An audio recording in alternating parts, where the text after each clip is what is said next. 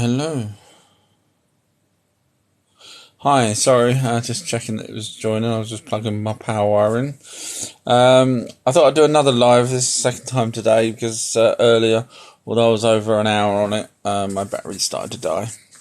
So I thought I'd just come back on, see if there's anyone that had any questions or anything that they wanted to ask, or people from before where I couldn't manage to get to their questions. I thought I'd come back on. As always, I'm the guy that does those videos that talk about, in chronological order, what happened to our planet and who's been here, what they've done to us, how they created us, and then moving on to more modern things.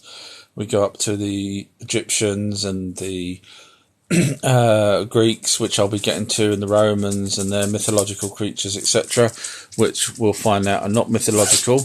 And in fact, you'll be interested to know now whether or not this is true, but so in the Epic of Gilgamesh, they talk about a half man, half scorpion, which we know we've probably seen the films with The Rock in. So, you know, that's where that comes from.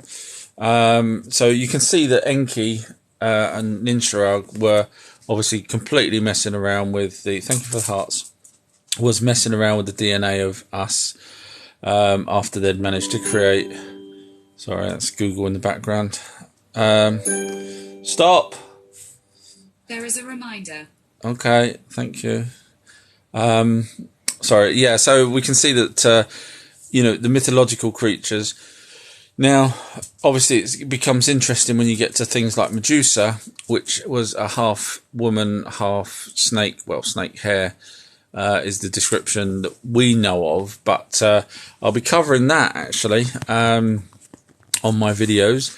Because where we've got, you know, half man, half bull, we can go back to the tablets for that and say, yes, okay, that's the heavenly, I think it's heavenly bull or bull from heaven, one of the two names that was attributed to that, and obviously you'll find in the ancient texts that so if anyone's got any questions, feel free to ask.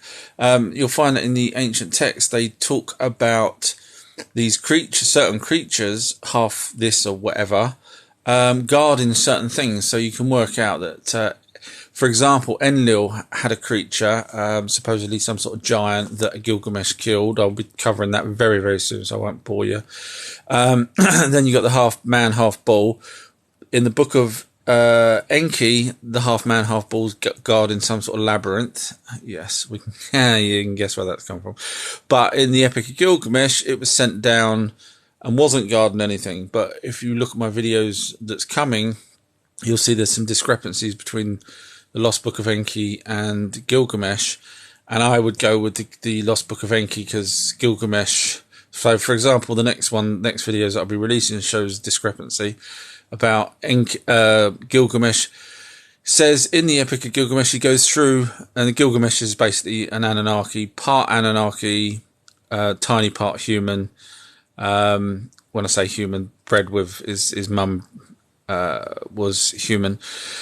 So anyway, he goes through this, what he called a forest, pitch black, and for 7 leagues, and if anyone's interested in what a league is, in the olden days it used to be as far as one could walk in an hour. Obviously, back when they didn't have hours, when obviously they did have sundials, etc. back way back, but anyway, so either way, it was let's just say 7 hours walking in these trees where he describes that he can't see an absolute thing, nothing, pitch black front, pitch black behind, just keeps walking and walking and walking, and eventually he comes to the edge and feels the wind on his face. Now that is his version. Now I can't imagine, even back when, before humans started to chop down trees, I can't imagine for 7 hours not seeing a glimpse of a sun popping through. But the Lost Book of Enki says he was in a subterranean cave. So that makes more sense to me, because when you get to the end of a subterranean cave, the wind would then hit your face. And so that's why I say there's differences between what people write, and of course Gilgamesh, when you realise what kind of character he was, very muscly, no one could defeat him in battle, loved himself, he would take women and their children. Now I'm praying that it was 18-year-old children. Doesn't actually quite say. So when someone's writing about themselves, they kind of hype things up, and maybe embellish things, whereas the Lost Book of Enki doesn't seem to be any embellishments whatsoever from what I can tell. So, and of course it's also down to interpretators as well, but you can't interpret Gilgamesh's story wrong in terms of the amount of information it gives. So it just makes me then think that it was written in a way that would portray Gilgamesh as an absolute hero, which is exactly what he wanted to be. He wanted his name to go down in history.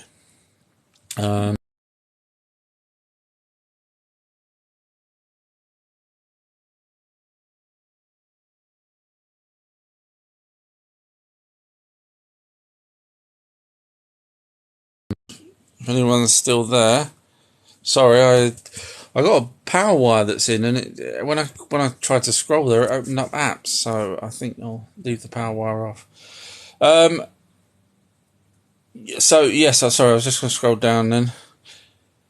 Hey, question. This is from Astron. The Galactic Federation is real. I would say so. Yes. Yeah, I mean, I've heard it many a times from many different sources. And it kind of makes sense that there's a federation up there, because when you go to the spirit side of things, you make a contract, or your spirit or your entity, light entity, whatever you want to call it, makes a contract with the Council of Aliens. Now, obviously, the Bible or other people talk about it as a contract with God, but it's not really a contract with God, it's a contract with the other aliens. So yeah, I think it's real. Bad Dog wrote, he killed the cedar tree troll. That's correct. Yes, Gilgamesh, in the Epic of Gilgamesh. Now, in the Lost Book of Enki, they don't actually describe him as a cedar tree troll.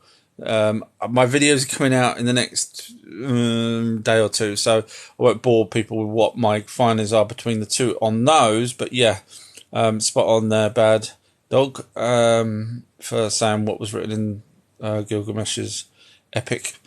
I mean, straight away, when you call it the Epic of Gilgamesh, it's going to be probably hyped up a bit. It's like, here's the Epic of me.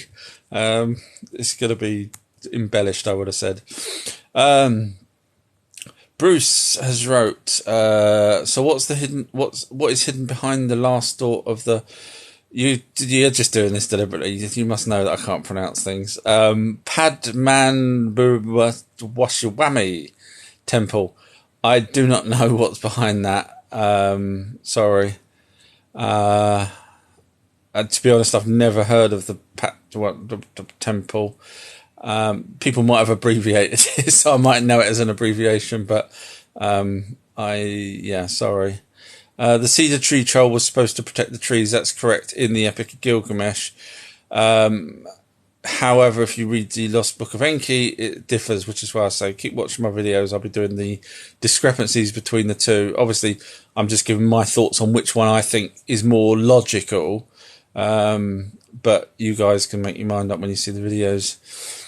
Tony's wrote, so all these powers and alien tech and paranormal stuff, where are they now? Hiding, and why? So with all these powers and alien tech, so which aliens are you referring to? The Anunnaki, or sort of the aliens now that are flying around in ships that people can see, but no matter how many times people say I saw a UFO, someone else will say you're crazy. That you mean? They're hiding because it goes back to the Galactic Federation, goes back to a treaty. And we're in quarantine, so alien races can't just come here and interfere with us, which is a good thing. So it's like a prime directive from the other aliens, which also stops bad races from coming here and just picking us up and eating us. Not saying they don't do that, but it just stops them from doing it outright without doing it surreptitiously, if that makes sense. So they're hiding because they're not supposed to interfere with us. Now some have made treaties with our governments. We know the one from Eisenhower, that the famous one, but obviously since then they've been making treaties and agreements with, and I wouldn't say prime ministers anymore, presidents anymore, because I think after NJ-12 was created, I don't think they allowed presidents to be involved in getting involved with aliens. I mean, the last president that got involved properly was Reagan.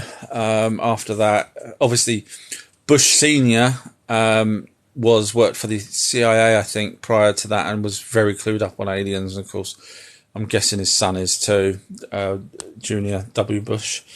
But yeah, also the government hide it. Just if you're wondering why the government hide it, is obviously they allow these certain aliens to come and abduct us and whatnot. So if people found out, it's not good. Thank you again for the hearts, whoever's doing that. Just scrolling down. Bad Dog has wrote, Gilgamesh also kills the sky ball. Yeah, it's I think it's translated as heaven ball, or ball of heaven, or heavenly ball. But in the Lost Book of Enki, to me it comes across as a minotaur, which makes a lot of sense to me, because they also talk about half this and half that. Like I was saying earlier, half scorpion and a half man. They describe, and you can't get that unless someone's either got a great imagination or someone's been tinkering with DNA, and we can guess who that was. Barry Chuckle has wrote, or Chucky, sorry. You should talk about Admiral Byrd. I have on many occasions, but if there's something you want to know, let me know, and I will specifically talk about it, because otherwise I could go all through his story again, and you probably already know about it. So if there's something specific you want to know, let me know, and I'll cover that. Dinosaurs aren't real. Someone else said that earlier when I was doing a live. The problem I've got is dinosaurs have been found for a long time prior to the internet. And I think a lot of people forget that the internet wasn't always here. We're going back when literally if you found something of any significance, only your mates will probably know about it. We're talking that far back that there wasn't any papers. Obviously, if you found a bone out in Arizona desert, then you probably lived out there, and that would be it. So these bones, but they've been found for a long, long time, and these bones are genuine bones. None of these researchers and archaeologists are making fake bones every now and then and telling them they're real. These are real bones. You can cut into a bone and see it's a real bone, and these are giant bones. So obviously then you've got to say, okay, something bigger than us was around. So even if you don't believe in dinosaurs, there was certainly creatures bigger than us. The bones are real. So, and then I always go back to the Ica stones and the Akarimbo figurines. If you don't know what they are, go Google it or watch my videos. But that literally spells it out, especially the Ica stones, where they have dinosaurs on them that we only recently found. These are carvings of dinosaurs, and these are ancient stones, 40,000 of them, depicting various different things that's long since been dead. So you add all that together, plus the footprints and all that kind of stuff. I think dinosaurs are real. I mean, it'd be stupid for us to think that we suddenly appeared and there was nothing prior to us, because we have to say, okay, well, we've got skeletons of humans, Neanderthal, Homo erectus, etc. Are we saying that they're not real? Or are we saying, okay, they're real, but dinosaurs are not? In which case, what point do we stop? Where's it end? I mean, okay, so we've got humanoid, we'll go back to monkeys and apes and right back to cavemen, and Okay, they're real, but dinosaurs are not. Okay, so what animals are real? If you're saying dinosaurs are not, so birds, how far back do you go on birds? Do you see what I mean? The logic doesn't seem to fit with me. You can't just have birds, skeletons of birds and say, okay, well, birds were around. And of course we find fossilized animals and insects. Okay, insects are real, but not dinosaurs. Do you see what I mean? You have to kind of say, okay, well, something's got to be real at some point. Sorry, I know I waffle on. Bruce has replied to Bad Dog about so Bad Dog replied to Bruce about what was possibly behind the door. I think that's what they're talking about. And Bruce has wrote, maybe so. I think possibly the origins are much older than the Egyptians. Yeah, the Egyptians technically are quite new, really, in the big scheme of things. Because when you break down the ancient tablets, there's four lands after the Anunnaki believed that the creator of everything wanted humans to inherit the earth. They set up 4 lands, four regions, which was given to different people: Enki, Enlil, the Anunnaki, and Ayana. How the hell she wingled her way in? But obviously she was, as we know, in other locations, Aphrodite. So when you've got someone that good looking, they seem to want to, give her land and buildings and Christ knows what. Which is really sad. It shows that women back then can use the power of looks as they are today, I'm guessing. But the lands that they gave, they started on Region 1 to teach people, which was, guess where it was? Hands up. First region that they started to teach people. Yeah, those of you that know, Sumeria, which is why we can find the oldest tablets and oldest things there in terms of teaching wise. So that was the first region, so we know where that was. And then they went on to a second region and a third region. It wasn't until the second and third region. Now, this wasn't just done overnight, these regions. These were done in a systematic order. So first region was until they nailed it, until they got everything right, kingship and all that kind of stuff. So we're talking 1,000 years or so. And then they started on Region 2, and that's when Marduk was starting sort of Egyptian, his own mythology on Egypt. So yes, there was people scattered around creating their own things. So it wasn't just Region 1 and no one else was anywhere else. There was these people that obviously split off from whatever or move away because of whatever reasons and started their own cultures, which is where the Egyptians come into it. But then Marduk at that point decided that he was going to scrub out anything that they believed in before, such as the other gods or the real gods, which was Enki and Enlil and so on, and become Ra, and then take over them and say, look, listen, scrub out everything else. I'm the person. So the Egyptians are fairly new in the big scheme of things compared to obviously Sumer, which we know. So it all makes sense in the ancient tablets. If you break it down like that, it totally makes sense. Sorry, I'm just moving into a different position. Bad Dog has wrote, whatever's behind those doors, it was talking about that place I will not try and pronounce again. Whatever's behind these doors should be left alone. I bet you the military's already been there and done that. There's no way they're going to leave possibilities of tech there. Tatari and the Mud Flood. That's from Richard. Can you refresh my memory on what Tatari is? Sorry. How do you know if an orb is good or bad? That's from Sandy. It's actually a really good question. That is a really good question. So an orb, the ones that's floating around your house, the smaller ones compared to the ones out creating crop circles, they are the spirit entities floating around. Now, they could be one of two types. They could be, one of three types. They could be passed on relatives that's floating around. They could just be an orb, a light being that hasn't joined with anyone at this moment in time, they'd already crossed over and gone to different planes, and then just decided to have a little fly around someone's front room. Or the third one, it could be a jinn, but I've never heard of anyone saying an orb is a jinn, even though they are the same type of beings. See, that's where people say that jinns come through interdimensionally, which would possibly make sense, the fact that they're not always here compared to the other ones. So the jinn are the ones that's, in quote marks, the bad ones. So I don't think there's such a thing as a bad orb.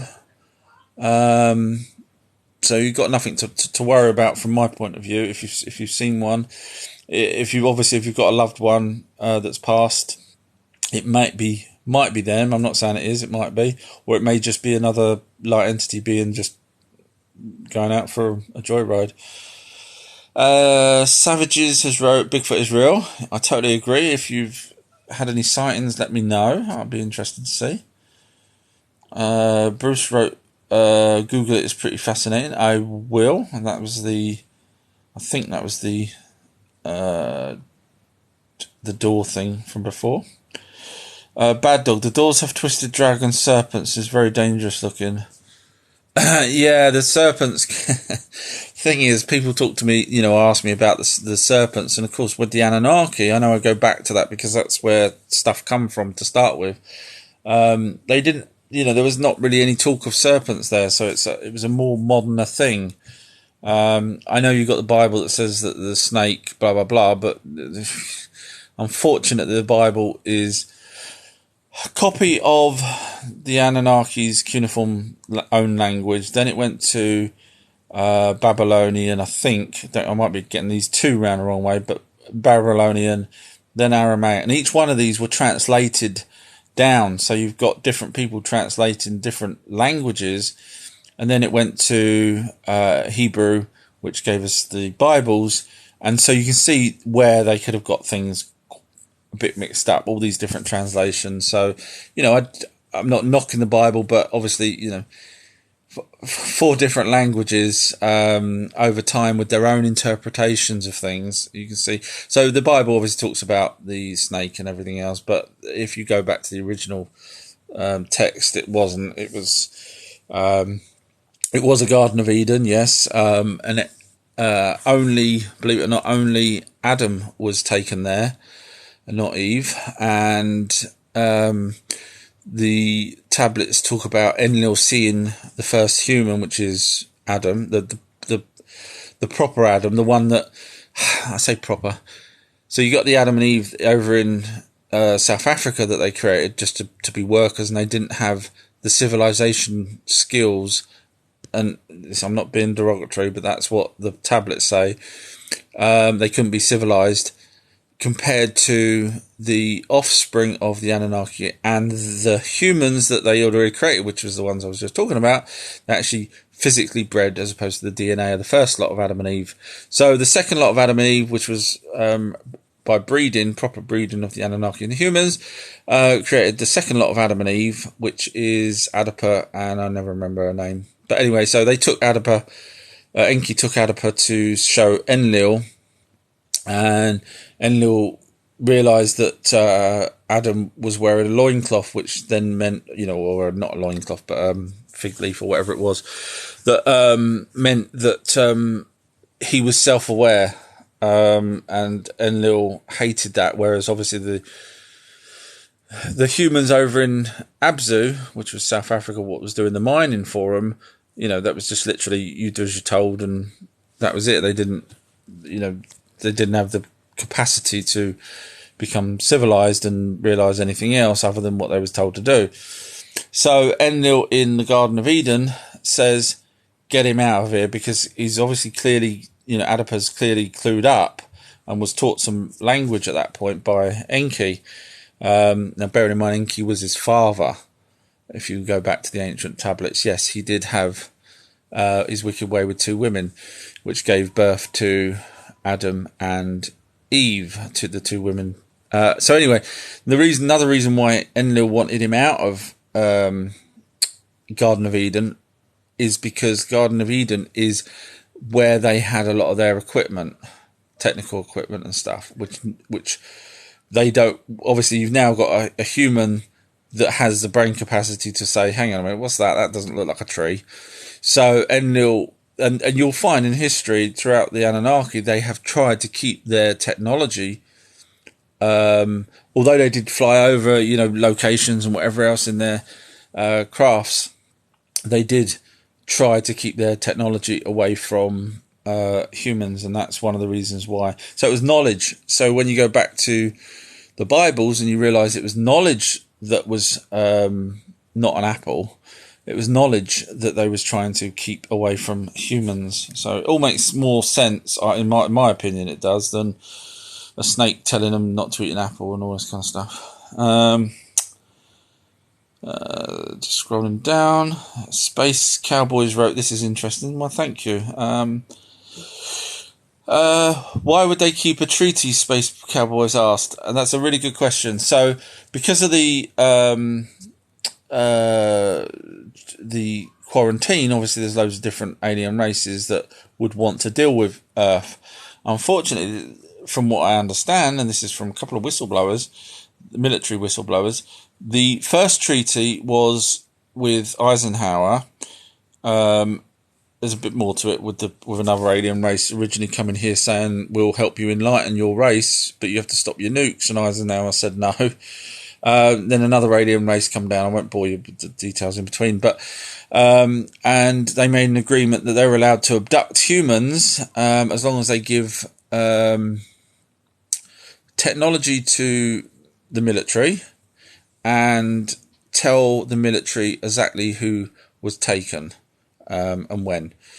So the story goes that down the line, the tech that they was giving the military was a load of old tat, really, and they weren't telling the military all the people that they were abducting. So they weren't. So when you say why would they keep a treaty, they weren't doing it properly, and that's when the Men in Black got involved. The Americans' Men in Black, not the alien Men in Black. Yeah, so basically just because there's 27 messages and I want to get through them. So, but if you need to know more, let me know. The other two doors contain 3 billion in gifted treasure and apparently have been released. That's from Bad Dog, referring to that place that I will never be able to pronounce the name properly on.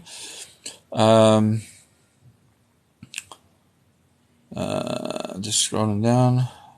I'm a Buddhist from Space Cowboy. Cool. I'm interested to know your thoughts on what I'm saying, because obviously different religions. Now, bearing in mind, the Anunnaki never had a religion. There was no Christianity or Buddhism or anything. All it was I'm an 8 to 10 foot, 12 foot god, alien, really. We created you.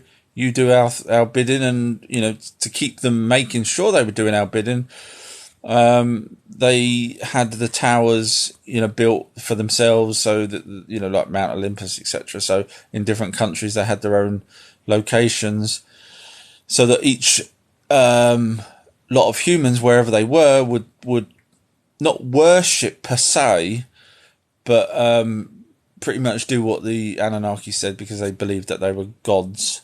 So they did, they sang songs about, like Ningazida got songs sang about him, hymns, in fact, that's what they actually pronounce. So that's where we get the hymns from. But they weren't sort of, we have to go to church every day and this kind of stuff. There was none of that back then. I think that, in my opinion, that became I think Abraham, I might be wrong, but in my research, I think Abraham, who was a human, compared to an Anunnaki, saw that, the Anunnaki were getting all these humans to do whatever they want them to do. And in my opinion, he come up with, hang on a minute, if I create something that they all follow. So he created, in my opinion, the first religion, so that groups of non-smart people, because not everyone was taught, even though there were schools and things, obviously, Same as India, for example, and not being bad to India, but not everyone's taught, or Africa, not everyone can read and write. So there was people out there that someone smart could fool them and get them to follow them and so on, and get them to give them food and whatnot. And that's my take on the first religion, because there was none prior to that. And then, of course, someone else will say, and that guy's got like all these people doing all his work and following him and giving him money or whatever it is. I'll knock one up. And so you end up with loads of different religions. It's just my opinion. But it seems logical to me compared to, because you can't have all these different religions. One of them's got to be right if there is a God. You can't have all these different ones. Otherwise, you can't have one almighty being in one place and then a six-armed God in another, because then you can't, then there's two almighty beings. Do you see what I mean? So you can't have two almighty beings because there's supposed to be only one. So the logic says that these religions were made up by man, in my opinion.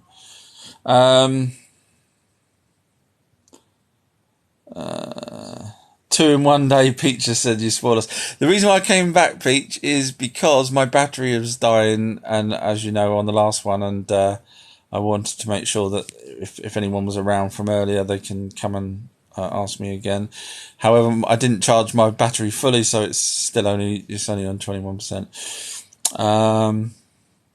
Steve Cam wrote, well, asking you now what? I'm not sure, I might have missed something from Steve. Sorry if I have.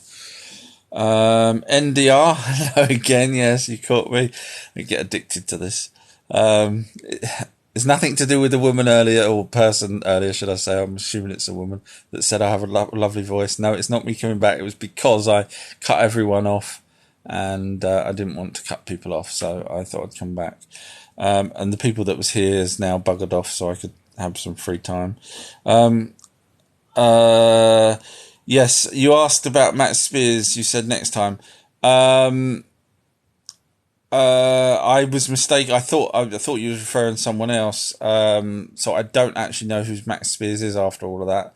As I was whizzing down, I somehow had David Icke in my head. Sorry. So I don't know who Max Spears is. Apologies after all that. You've just come back. You can hate me now. Sorry. Talk about Billy Myers, the alien contactee. It's from Buck.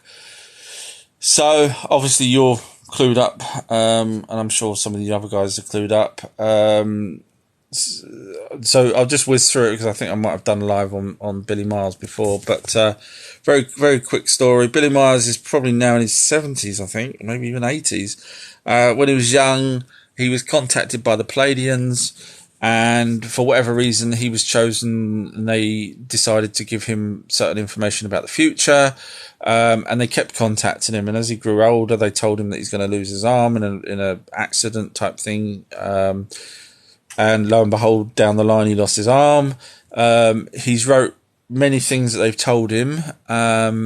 He does speak, obviously, in his own language from Switzerland, but Tommy Horn, I think his name is, American guy, has took over the mantle and has championed Billy Myers and got Billy Myers' information out to the rest of the world, which is really good, because otherwise we probably never would have seen it.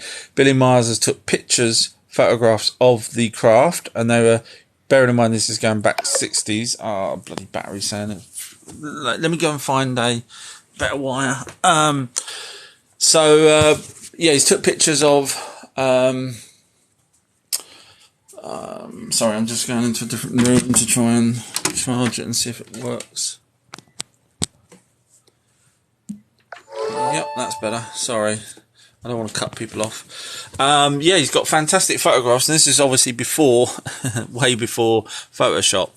And the guy only got one arm, and he lives up on a bloody mountain, literally almost on his own, I think, or was at that point. So to have knocked up these photographs of these disc-shaped craft would have been pretty impressive, even by today's standards. And he's still had contact since, and he's also took pictures of the Pleiadians, which are, I think he's probably Google them, Billy Myers photographs. The problem is, as with everything, people have looked at those photographs and the ones of the people and said, oh, that girl looks like she was a dancer in some 1960s film or something. And then everyone goes, yeah, she does. Oh, well, it's fake. It's fake.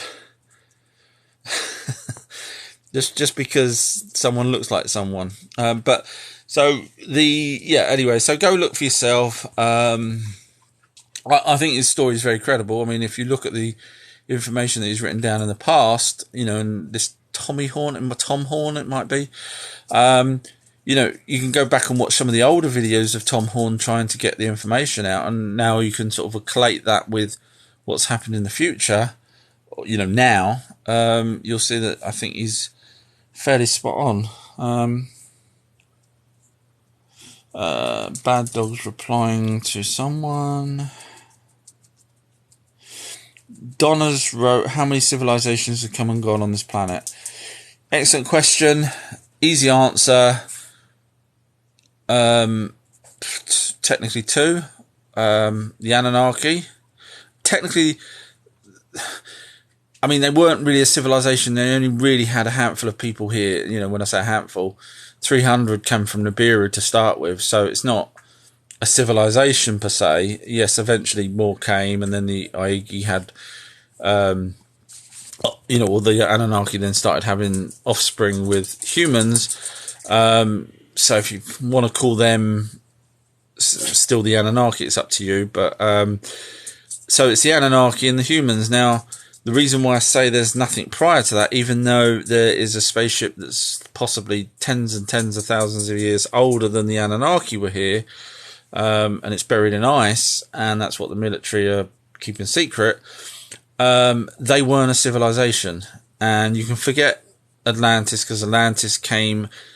You'll see my video 601 where I tell you who the Atlanteans was, but the Atlantean story, if you date it correctly, is smack bang right in when the Anunnaki and humans were here. So we're talking 5,000 years ago, give or take.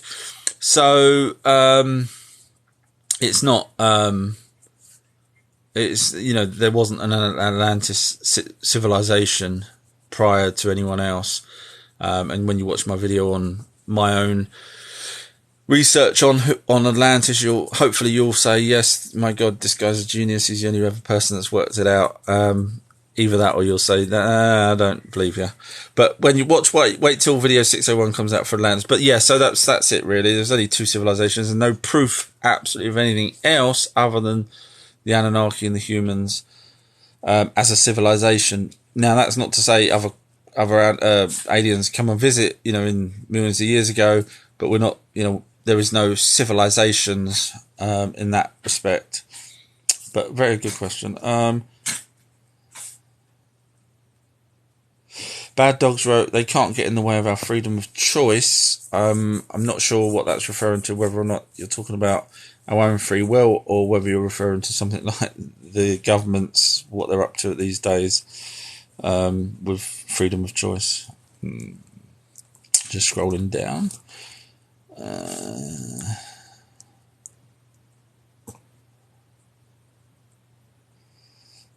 Just scrolling down. Sorry, there's people reading between to each other.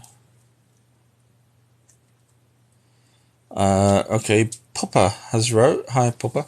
Are the Anunnaki and reptilians 2 different races? Yes. Yeah, there's enough carvings and descriptions of the Anunnaki, and the fact that we look like them and we haven't got scales, and we look like them because they created us from Neanderthal and their own DNA, gives us rise to the fact that that's what we are. Now, I know you could argue, well, we've got a bone, our tailbone, a coccyx bone, if I remember correctly the name of it, that when you're being born, we have a reptilian type fetus. But the Anunnaki are not in any shape or form reptilians. So where that comes into it, the fact that we look like and possibly could be as a fetus, reptilian before the DNA then kicks back in, could just be a latent DNA, so for example, I don't know if you're aware of this. What year was it? 2008. Scientists actually switched on the DNA on a chicken and turned the feathers into scales. So, a chicken is not a reptilian, but they could switch this DNA on and convert or just switch it on to turn it. So when the baby chick was born, instead of having feathers, it had these scales. So what I'm saying is our DNA is, full of whatever it is from way, way, way, way back, from the beginning. So that is a possibility as to why we look like a reptilian as a fetus for a very small amount of time. And that could be that reason there. Thank you for the hearts. If you're interested in looking up that chicken thing, it's fascinating. Unfortunately, no one ever expanded on that, because obviously if they can do that with a chicken, what else can they do with humans? Can they, and this is where basically the secret military come into it. Can they make us younger? Can they make us older? Can they do this? Can they do that? And then the Anunnaki actually talk about selectively choosing from DNA, they call it ME, but I'll just call it DNA. They selectively can choose who they wanted to be: a pharaoh, a king, a priest, musician, and so on. That, believe it or not, they even say musicians. I was like, really? But yes, apparently that certain DNA can give you certain abilities. I'm guessing it's to do with memory. I don't know. But that's what they did. And so that doesn't make, it's kind of logical that, if we can do that now by turning scales on DNA, and apparently there's things called splice. Someone will help me out here. I can't remember the name of it now, but it's a fairly new thing where you can actually change your own DNA, and you can actually affect it, and that's what RNMA does. It affects the DNA as well.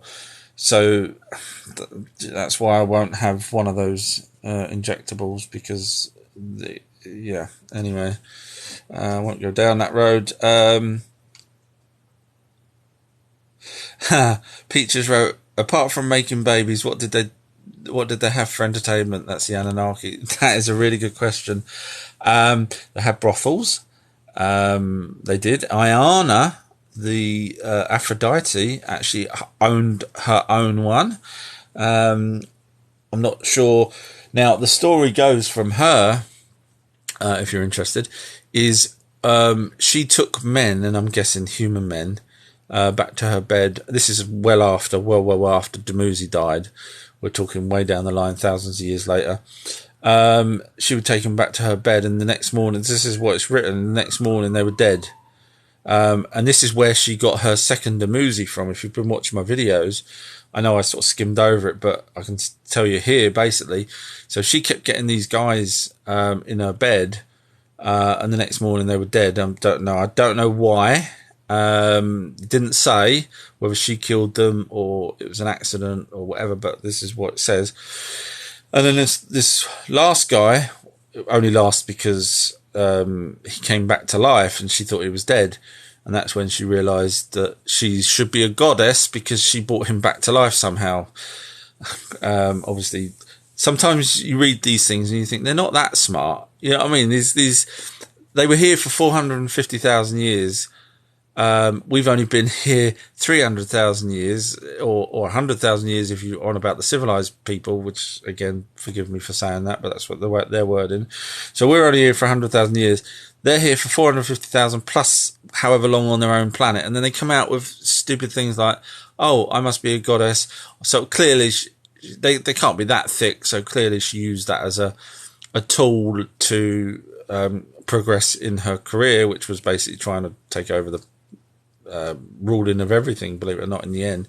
So this poor guy comes back to life, and then she says, oh, it's Dumuzi, he's come back to me, So then she went seeking the fact that, you know, the underworld and all that, like, which I could go into, which I'll be covering when I get to Egyptian times, because certain people like Marduk and Gilgamesh both wanted to know, as well as Ayana, whether or not it's possible to bring people back from the dead or contact the dead. So when I get to those videos, you're going to love that.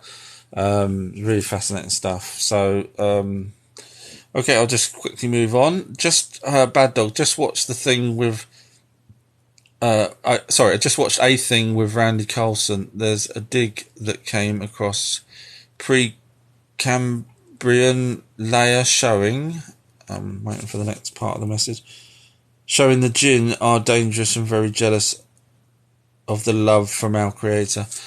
Interesting. I've not heard of that, but I know they're supposed to be dangerous. And you know, for those of you that don't know, you know the Aladdin story with Genie, that was a jinn.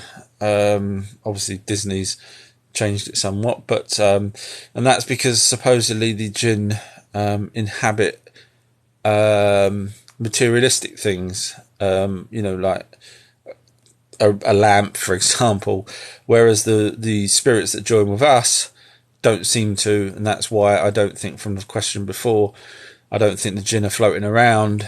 I think they come interdimensionally and attach themselves to something to be able to stay here. Otherwise, they may get sucked back. I don't know. That's just a theory. Someone replied, Peach replied, love Randy Carlson. I don't know who that is. I'm guessing it's an American person. So I will have to try and dig out these people. You got to remember, though, while I'm, you know, every day I try and research something, so it's not every day I can get a chance to watch someone else's research. In fact, just now on TikTok, just before I come and done a live, I was flicking through and I come across Emery Smith's. He's on Gaia now, from what I can gather. Gaia's a TV station that I think you have to pay a subscription to.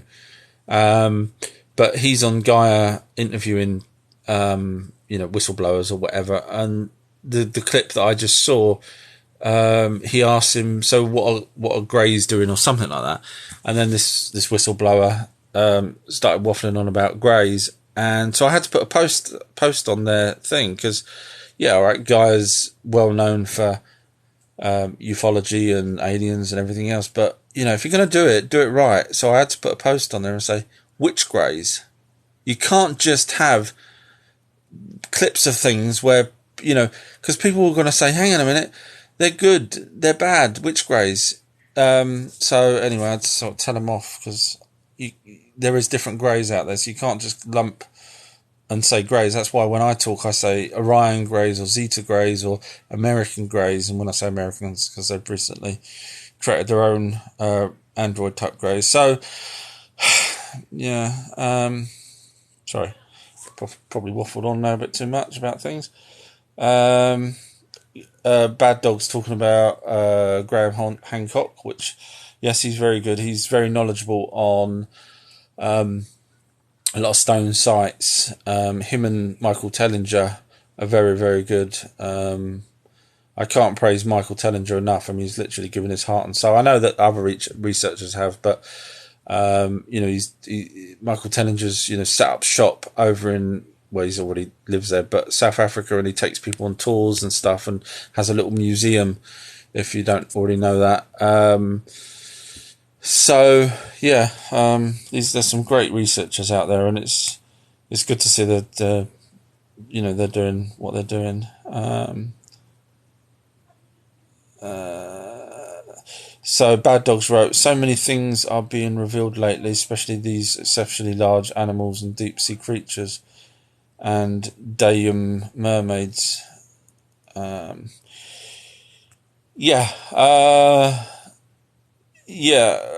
is a lot of, I'm just trying to word it in such a way. So yes, there's obviously you've got, so but let me give you an example. So we think we know everything, obviously, you know, because we think we're all smart, but you know, you've got a megalodon, which you know, they found the skull of, so you can compare the size to a real shark. So the bottom of the ocean we have no idea of. So certainly there is other creatures down there. I mean, we couldn't even find MH, the flight MH, whatever the number was. I knew it had gone into the ocean. I just used complete and utter logic, as well as I did have a dream that actually said exactly what happened. But so to me, the guy was a training. He had his own train. The co-pilot had his own game set up. Flight simulator in his bed in his apartment, and some of the files were deleted. And as soon as that, I realised that some of the files were deleted of that game. In other words, saved games or whatever. That night, it just came to me that he deliberately wanted to fly the plane into the water and probably done it on his simulations.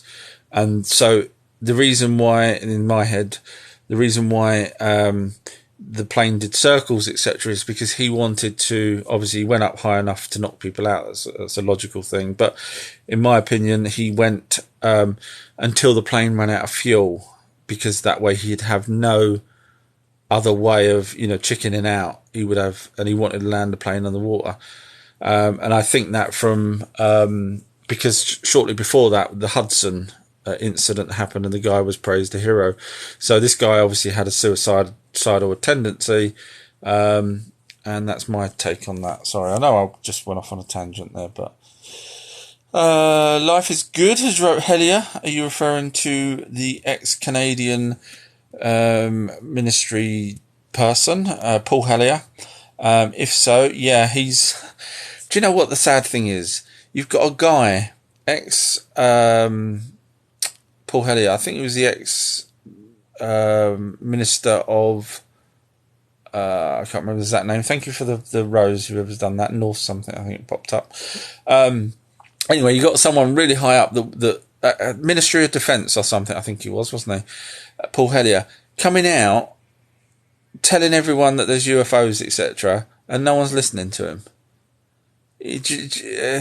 What does it take for people to realise, you've got a guy, ministry in Canada, where they have UFOs flying over all the time, and he obviously knows what he's talking about, and no papers pick it up. So you've got to realise that the same reason why the papers don't pick up the mass crowds that people do walking now about anti this and anti that. The mainstream just won't pick those things up. But yeah, I think Helias knows what he's talking about. I'm surprised he's, and I don't mean this is bad, but I'm surprised he's still here. When you got someone of that stature talking about real things. Thank you for the hearts.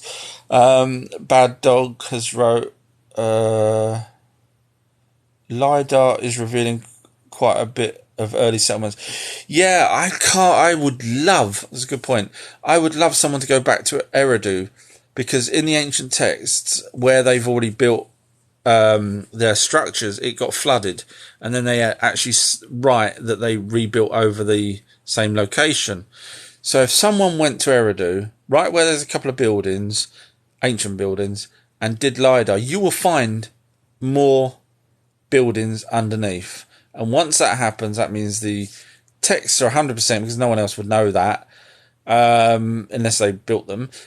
And that ends it. It's game over. Anunnaki were here, blah, blah, blah. But until someone does that, and of course the governments and mainstream media won't do that, so it's a shame. But if someone had a bit of money and wanted to do that, but then just goes back to the Paul Helia. Even if someone with money went there, did that, and said, I found buildings, that means the texts are right, no one's going to listen. They don't listen to Paul Helia. They didn't listen to Buzz Aldrin. They don't listen to other whistleblowers that, are in the know. But anyway, that's sad, isn't it? But they'd rather listen to the governments when they say put masks on and walk down the street and stuff. I don't know. I give up. The world's gone mad. Stop the world. I want to jump off. Bad Dogs wrote, settlements that are on ley lines and align with stars. Yeah, again, obviously the more monuments, we call them monuments, but they're the ones on the ley lines. But the ones that, the buildings and stuff that they used for houses and stuff wasn't. particularly placed in any particular place unless it had a nice view, I guess. These hearts, thank you, it's nice. Pete just wrote, what messages are the crop circles telling us? None. They weren't for us, never was for us. Crop circles were never for us. It was dated back 400 years ago with the mowing devil, which was a carving of a crop circle, so we know it's not a recent thing. And to see some of these crop circles, you need to be, 1,000 foot in the air. We didn't have that technology 400 years ago, so they weren't for us. It was never for us. And if it was for us, they would have done them smaller. You don't have to do them that big, Some of these were just, very simple designs, which you could have scaled right down. So they weren't for us, because the bigger ones, you have to go even higher. So it weren't for us, but they are for things above, and we're talking about aliens basically. So the orbs that are in the earth, well, when I say in the earth, they've been seen coming through the earth. And the best example, and it's real, it's 100% real, was the guy that took the footage of when he was out walking, took the footage of the two orbs that created a crop circle. I know film, I've been doing it all my life, and when that footage first came out, there was no what they call match moving, and the camera was wobbling all over the place. There was no home software that could do match moving. I mean, Jurassic Park was just before that, if I remember correctly. And that only just managed to do match moving with the dinosaurs. If you don't know what match moving is, Google it. But basically, yeah, so this guy, and it's called or something Castle. I can't remember the name off the top of my head. Someone will know the name of it or Google it. But so if you want to see two orbs actually creating within a few seconds a fully formed crop circle, you can. I can't remember the name of the castle, but it's something castle. Just type in castle crop circle video and you'll come across it, and it's real. And even Linda Moulton Howe's gone through that with a fine tooth comb, that footage, as not off of YouTube, but the best she could. And literally the second or split second before they start creating the crop circle, she noticed that I think it was Linda Moulton Howe, actually. It might have been another research, but she noticed that between the two orbs there was a tiny little flicker, as if like little lightning inside or whatever. And both of them had it exactly at the same time, so they communicated with each other and then created a crop circle.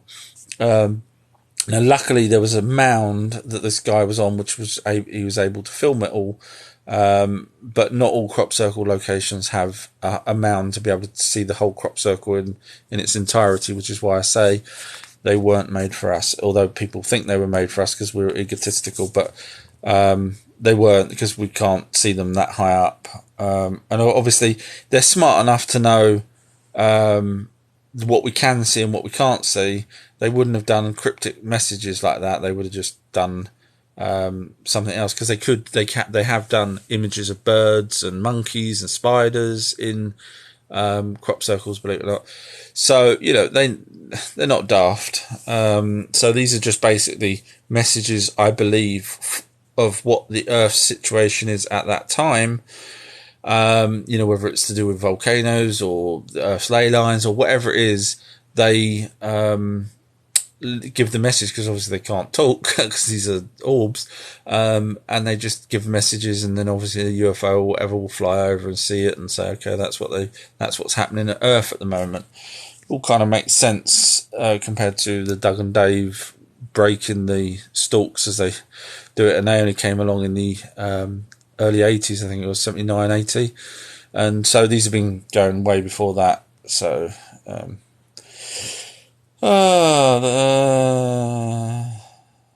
just scrolling down. Right, Barry Chuckies wrote, Max Spears was Super Soldier Galactic Federation.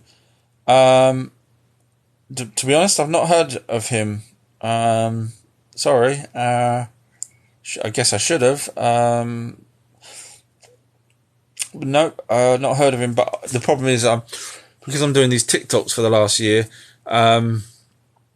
while I'm doing the videos on the subjects that I'm doing them on, I concentrate solely on those subjects. So, I reread things like the Epic of Gilgamesh. So obviously I'm missing other things out there that's happening. So I'll probably catch up with that and then be, when I get round to super soldiers and more modern times. But yeah, no, I apologise. I've missed that one. It's Mr. Inappropriate came and said, "Speak soon, mate. Duo soon." Mr. Appropriate wants to do a live chat. Yes, if you're still around and you're listening to me, we'll have to. That way, there's a face to this live chat, because I hide my face because the acid that burnt me just made me look like I'm smiling all the time. Yeah, bad joke. No, but yeah, no, that'd be cool to have you there.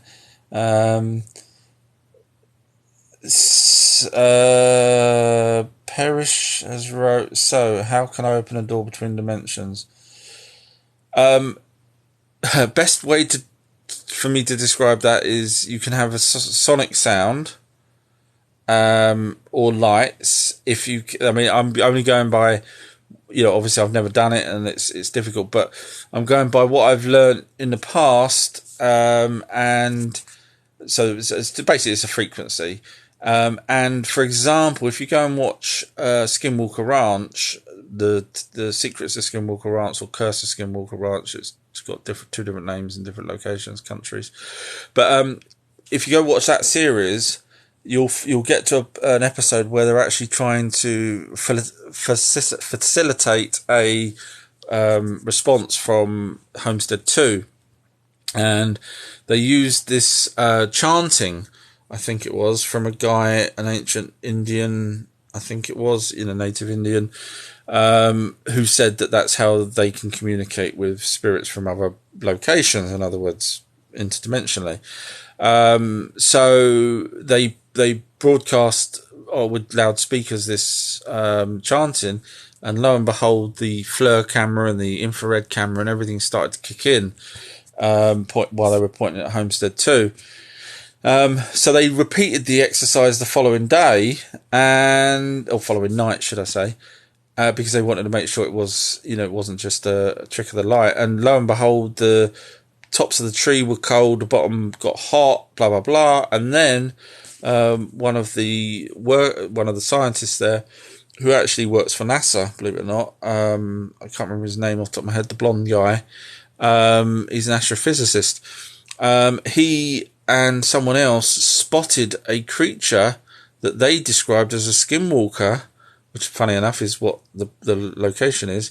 And then they chased it. Obviously, the cameraman wasn't aware what was going on, so as these two guys started running off, the cameraman, obviously, for the program, starts following them. They chased this thing, but didn't obviously catch it. And then they came back to the cameraman and said basically what they saw was what looked like a human that, as it was running, changed into a dog type creature and then sped off.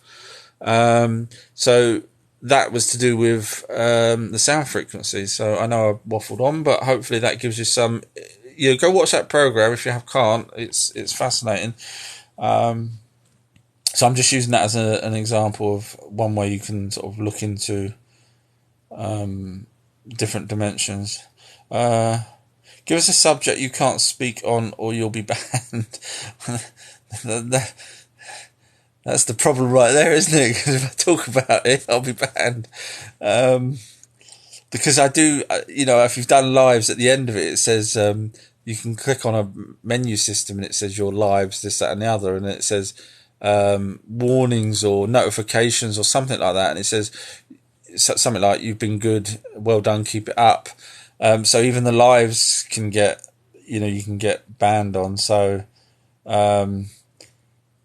yeah, if anything, it would be more on the lines of obviously what's happening today and the elites and everything else that's going on. And, the sad thing is if Elon Musk is selling everything that he's got, pretty much, not his businesses, but he's selling planes and cars and houses and whatever, and he doesn't want to do it. And so I just try and put two and two together. I may be wrong, but if in July, when I think, the start of what's going to happen is going to happen, he's going to be one of because he's a smart guy, he's going to be one of these people that go down to the bunkers, underground cities, and wait it out. So, it makes sense for him to sell everything, even though, on the Joe Rogan show, he's admitted that he doesn't actually want to sell it. He's really sad. But there's no point in having this, materialistic things when you're in an underground city for 5, 10, however many years it takes for us to all kill ourselves. So, yeah, that's one thing that I would probably talk about. And then obviously the reptilians and human food and slavery and stuff. I have to be careful. Yeah, there you go. So I'm saying it now. I have to be careful what I say on slavery and stuff like that. Poppers wrote, "Thank you, man. I always wondered if the Anunnaki and reptilians are at war or had a war." No, the Anunnaki cover everything right from the beginning of certainly the beginning of their planet and our planet. They describe our planet and how we got smashed into and how we got created by Tiamat and another planet that was here. And they actually called the planets by names as if they were gods, believe it or not. They actually referred to them as living beings, which is interesting. But anyway, so the Anunnakis never mentioned. They did mention that they've had wars before in the past, big bad wars, weapons of mass destruction, etc. type wars, but they've never mentioned any other race. That's not to say since then they haven't, but back then there was no mention. Now they do mention one thing. I'm just trying to remember what it was now, and I remember thinking to myself, right, okay, I can't remember what it is now, but basically, just going around it, they were saying something that if it wouldn't have affected them, I'm sorry, I'm so angry with myself. I'm not remembering.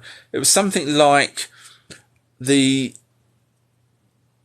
shouldn't be able to do something because it's not done by others. In other words, other aliens. So cut a long story short, they alluded to that there was other species that they were aware of, but that was the only tiny bit of text. I did say it on a live chat, I think, the actual context of it and the proper wording, but it slipped me now because I like to reread things and stuff, so apologies for that. But yeah, they do talk about, it makes it sound like there's more races out there that they're aware of.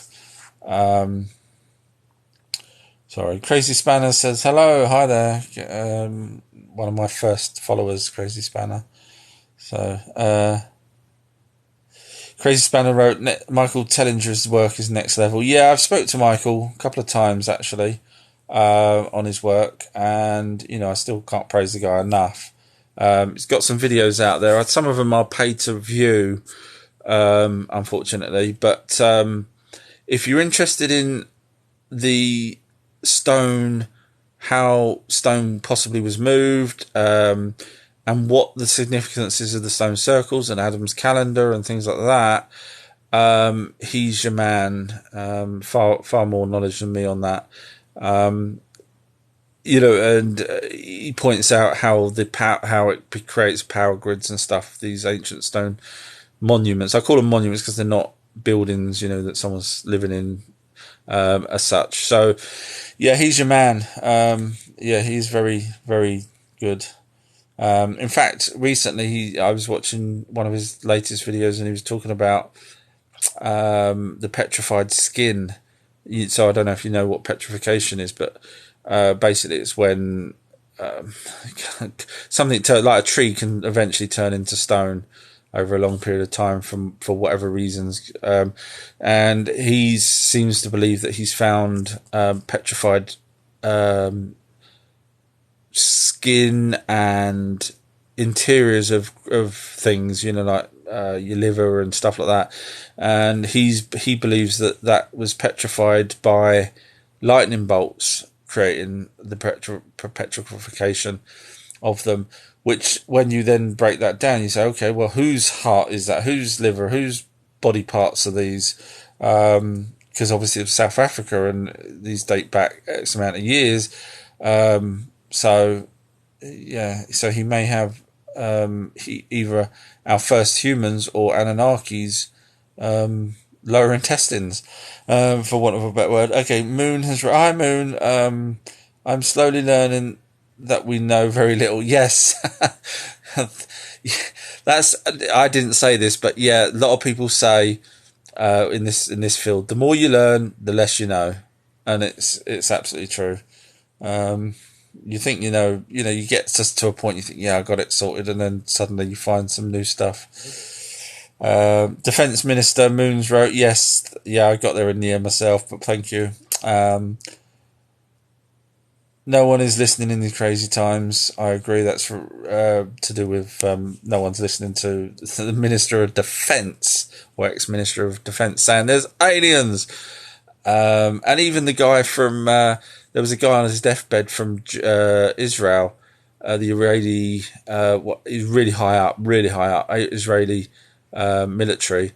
And on his deathbed, he's literally spilled out, aliens this and aliens that, and that they've got some, and they talk to him and blah, blah, blah. And he's went in the local paper or something, and that was pretty much it. A few people picked up on it, researchers like myself and whatever, but that's it. But you've got this guy on his deathbed saying, aliens, we have one, and this, that, and the other in Israel, and no one cares. They're more worried about putting a freaking mask on than knowing, I don't know. Because once you realise that there's aliens out there, you realise there's technology out there that can cure people of, cancer, of this, of that, of this, of that. That's where we should be worrying about, in my opinion, because obviously the military has that technology. So anyway, no one cares. No one listens to me. Do you know anything about man in serpent carving from Olmec? No, I don't. It's probably because when it comes to serpent type things, I mentioned this before, I kind of shy away from it because it ends up going back to, these groups of people that do things with children and kill people and whatever else, sacrifices, in the name of serpents. So I guess that's probably why I don't. I do shy away from anything like that that ends up being a cult. And unfortunately, some of these cults have our elites in them. When I say elites, top people around the world. You all know who I'm on about. Oh, is that a gate over there? Yeah, them type of people. What happened to the Mika has wrote? Mika's wrote 1.2k likes. Wow, and it's now 37 likes. I don't know what that means in terms of anything, but obviously you like what I'm saying, I guess. But I don't know whether that equates to me getting loads of money off of TikTok or anything. That's lovely that I've got bloody 3,000 likes. That's amazing. Thank you. What happened to the white? So Mika's wrote, what happened to the white limestone finish on the Great Pyramid?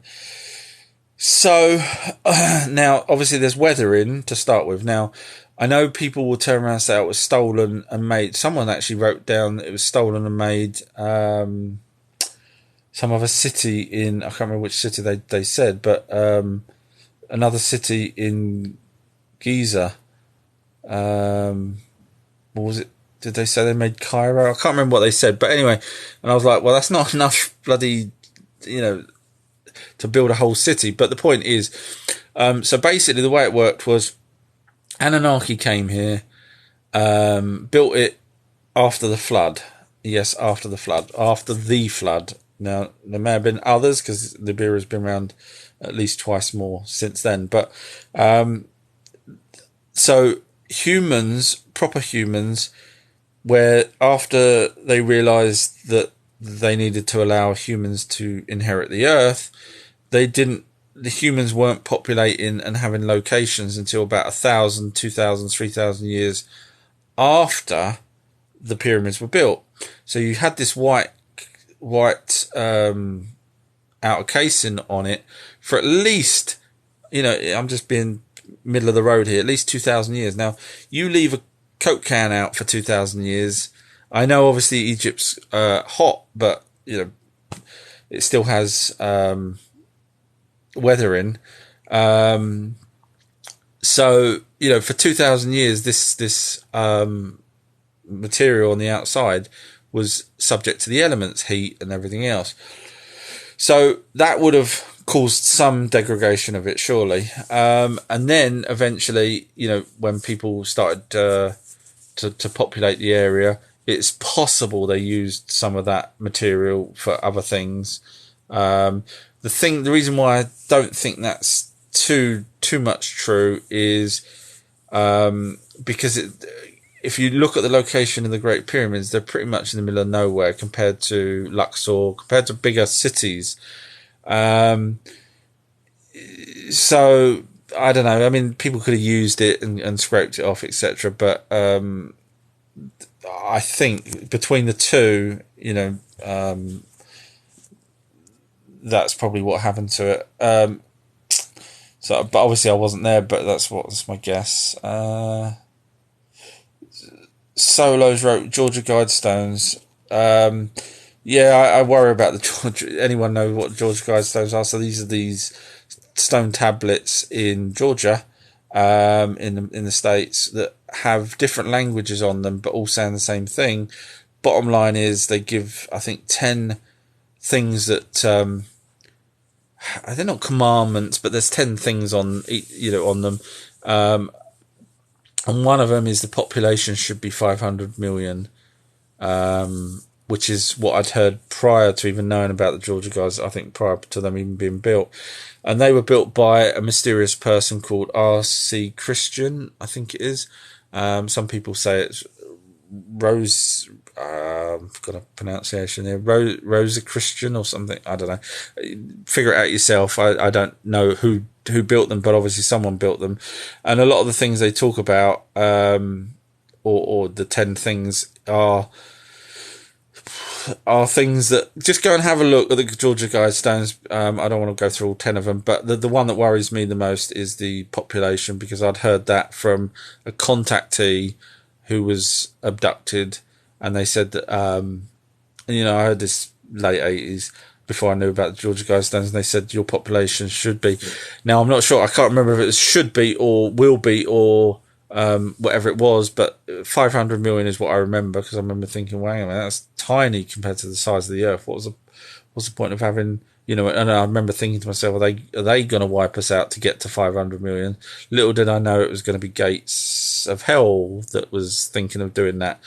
And yes, I bring him up because you can't have, in 1998, you can't start up a foundation for depopulation to try and work out how best to get rid of the population. And then, now, the same person wants to make sure everyone's alive by giving them something. You can't, there's a conflict of interest there. You can't have one same person trying to figure out the very best way to get rid of people. And as soon as there's an option for people to drop like flies, he jumps in and says, no, I'm going to save you. Take one of these, take 3 of these. No, it doesn't work like that. So when you get that Georgia Guidestones, if you go and have a look at them, you can find them on Wikipedia and on websites where it explains what it actually says. Keep that in mind, what I just said about Gates of Hell. Duets wrote, do you believe in the rapture?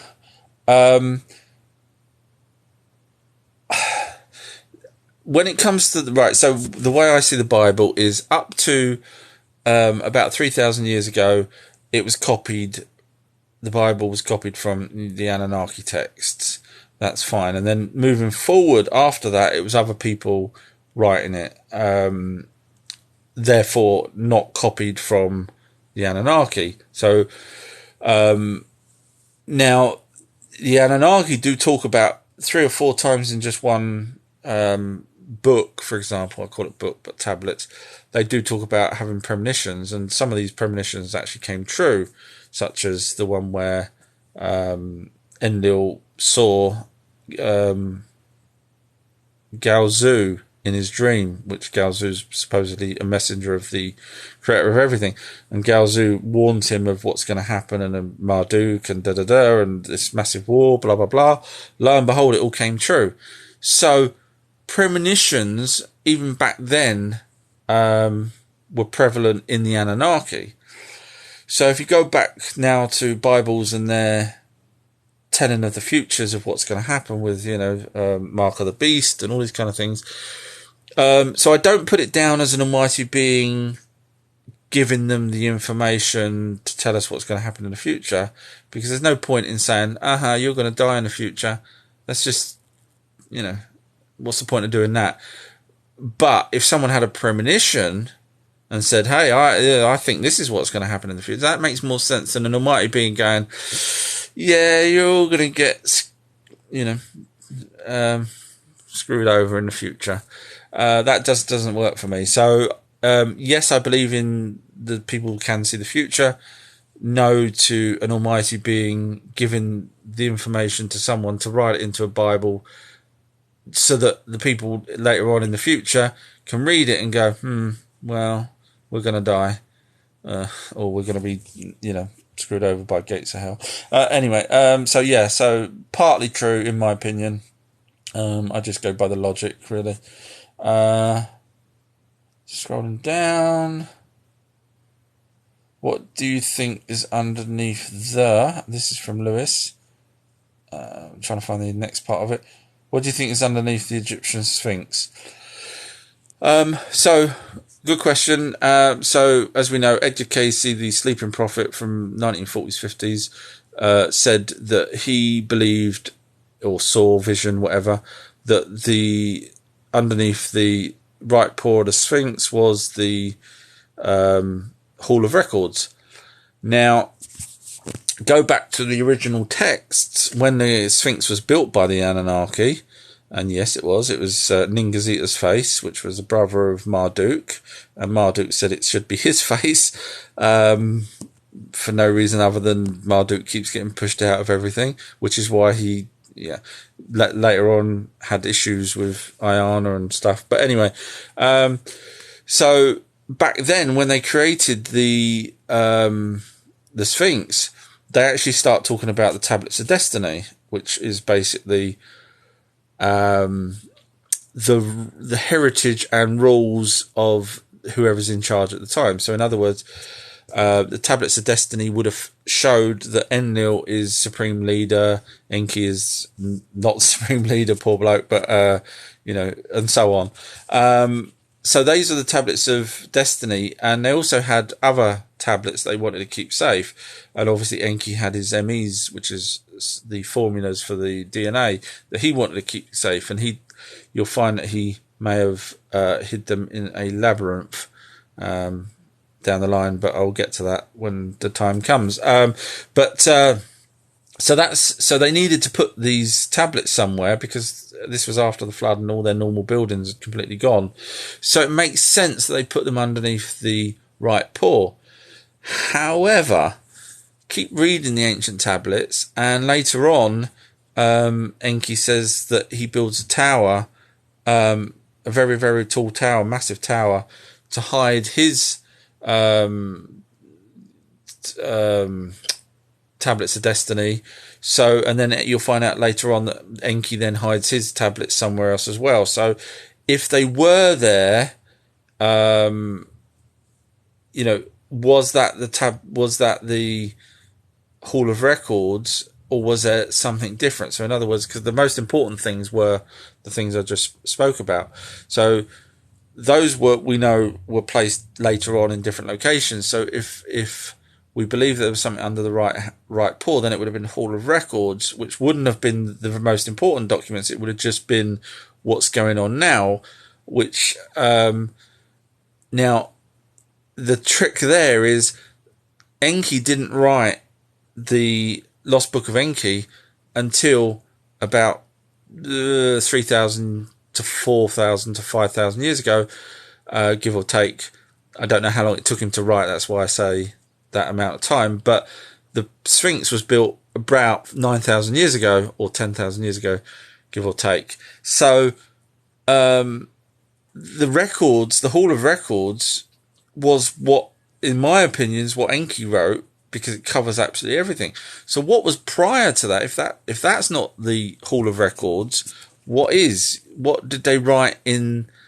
To me, it might have just been simple things like, this is what humans need to be fed, or things like that. So it may be nothing more than just simple information about various things, but nothing important as the kingship or the godship or things like that. So, but of course, once Edgar Casey said that he believes the Hall of Records under the right paw of the Sphinx, you can guarantee the military went underneath the right paw of the Sphinx and checked. You can guarantee that. There's no way they're just going to leave that kind of information lying there. So even if there was, it's gone now. Michael Tellinger also started a new party, getting rid of money. Yeah, that's from Crazy Spanner said that. That's to do with the Ubuntu, if my memory serves me. And that's a trading system where people trade, which is all fine and dandy if you are a worker. If you're lazy, not so good, because you ain't going to be able to trade anything, because you probably ain't going to be able to create anything to trade. So it's a great principle, and I love it, but there's just too many lazy people in the world now, unfortunately, with governments giving handouts to people, and people having too many kids. Sorry if you've got loads of kids, but you know what I'm saying? If you've got too many kids, and I know there's an argument that people say, someone's got like 7 kids and now they're homeless. The people say, well, you shouldn't have had 7 kids. But, sometimes you have to look at the circumstances. They could have been really rich and lost their money on some reason or other, scam or whatever. So you can't always take the first thing you hear, like, although that's their fault, living on the dole. Sorry, the phone's ringing. That was Michael Tellinger. Sorry. Your device is overheating. Wow. Your device is overheating. Mobile data, Wi-Fi hotspots, camera will be restricted. Oh, God. Let me unplug my wire. Maybe that was to do with it. Sorry about that. I don't know if you can hear me now. Wow. Overheating. Let me take the case off as well.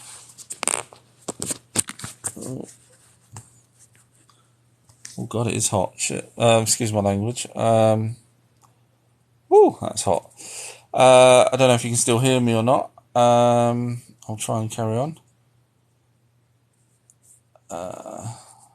What's the orbs? Because I have them in my home.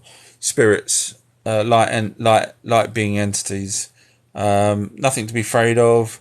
Everyone's probably got them in their house. You can pretty much only see them either from the peripheral of your vision or from night vision cameras. Nothing to be afraid of. Now, obviously, if you've got a loved one that's passed, thank you, Stephen, for the cap, whatever that means. If you've got a loved one that's passed fairly recently, you can ask the orb, if you've got a camera that's filming it, to come and sort of stay in front of the camera and let you know that the orb's there. Nappa's just sent me a rose, thank you, times 2. Just times 3. Okay, thank you. Another one. Question from my mum. Do you think aliens are in Peru? That's from Sarah. When you say, wow, Nappa's going to town on the roses. When you say aliens are in Peru, do you mean they were in Peru? Or because Peru's got a lot of history, if people don't know, and they have some ancient buildings, etc., that defy, what we our understand of how they would have built them, etc. Or do you mean there's aliens now in Peru? No, there's no aliens in Peru now that I'm aware of. And if you're talking about in the past, yes, yeah. But are you referring to sort of the grey aliens, or are you referring to the Anunnaki? Because the stone structures match the stone buildings materials that was used to build the Tower of Babel, which Marduk had showed the Aegi and humans how to build when there's no stone or no brick, should I say. They taught the... Sorry, the message is popping up. They taught the humans, etc., how to build bricks from stone, where they heated them. And when you heat them, you can then shape them into the shapes that Peru has in their ancient... little greys, not so much. Anunnaki, or the offspring of Anunnaki, yes. And humans that had learnt that kind of skills, yes.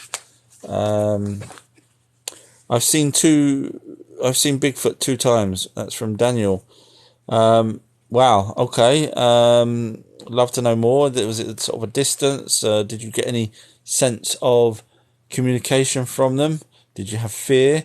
Some people say that they get intense fear, because obviously the Bigfoots can do mind speak and sort of obviously not want to talk to you, but they can give you a sense of fear even when you don't really know that they're there. Be really interesting to hear your story on that. Nag Hammadi Library, yes, that's from Far Beyond. Yes, I think that's the name of the library that had the original tablets, which is kind of weird because you think, well, why is it a library? But they had the tablets that were translated to make the Lost Book of Enki, if I believe correctly. So thank you so much for... Yeah, that's why I couldn't remember the name. Hammadi. Nag Hammadi. Now, the question is whether or not they're still there. That's the question, because you've got to remember that the ISIS people that supposedly went in and smashed up all the Sumerian artifacts... It's funny they only chose the Sumerian ones, isn't it? The Sumerian artifacts in Baghdad and in Baghdad's museum... And then later on, if you watch my videos where I prove, because they admit it, that it was the basically the American military, and they said they're going to give some of the stuff back that they nicked at that point. So, you know, if they're going to have a library with that kind of information, they're going to hide it or smash it up. And the fake ISIS people were commandos, and they had earpieces, as the eyewitnesses said. You know, it was very... And it just happens they were allowing photographs to be taken of them smashing up these pieces, and they only did that obviously as a propaganda thing to prove that it wasn't the American military. And they took only the originals, which is quite interesting. According to the people that work at the Baghdad Museum, only the real... Because obviously, I don't know if you know, but sometimes they make copies of these artifacts in museums. And they keep the real ones, you know, in the back, or they may not even have the real ones. Another museum may have them, or private collector or whatever. But those people that went in there pretending that they were, you know who, only took the originals of everything. So yeah, so you have to be careful what goes on in our world.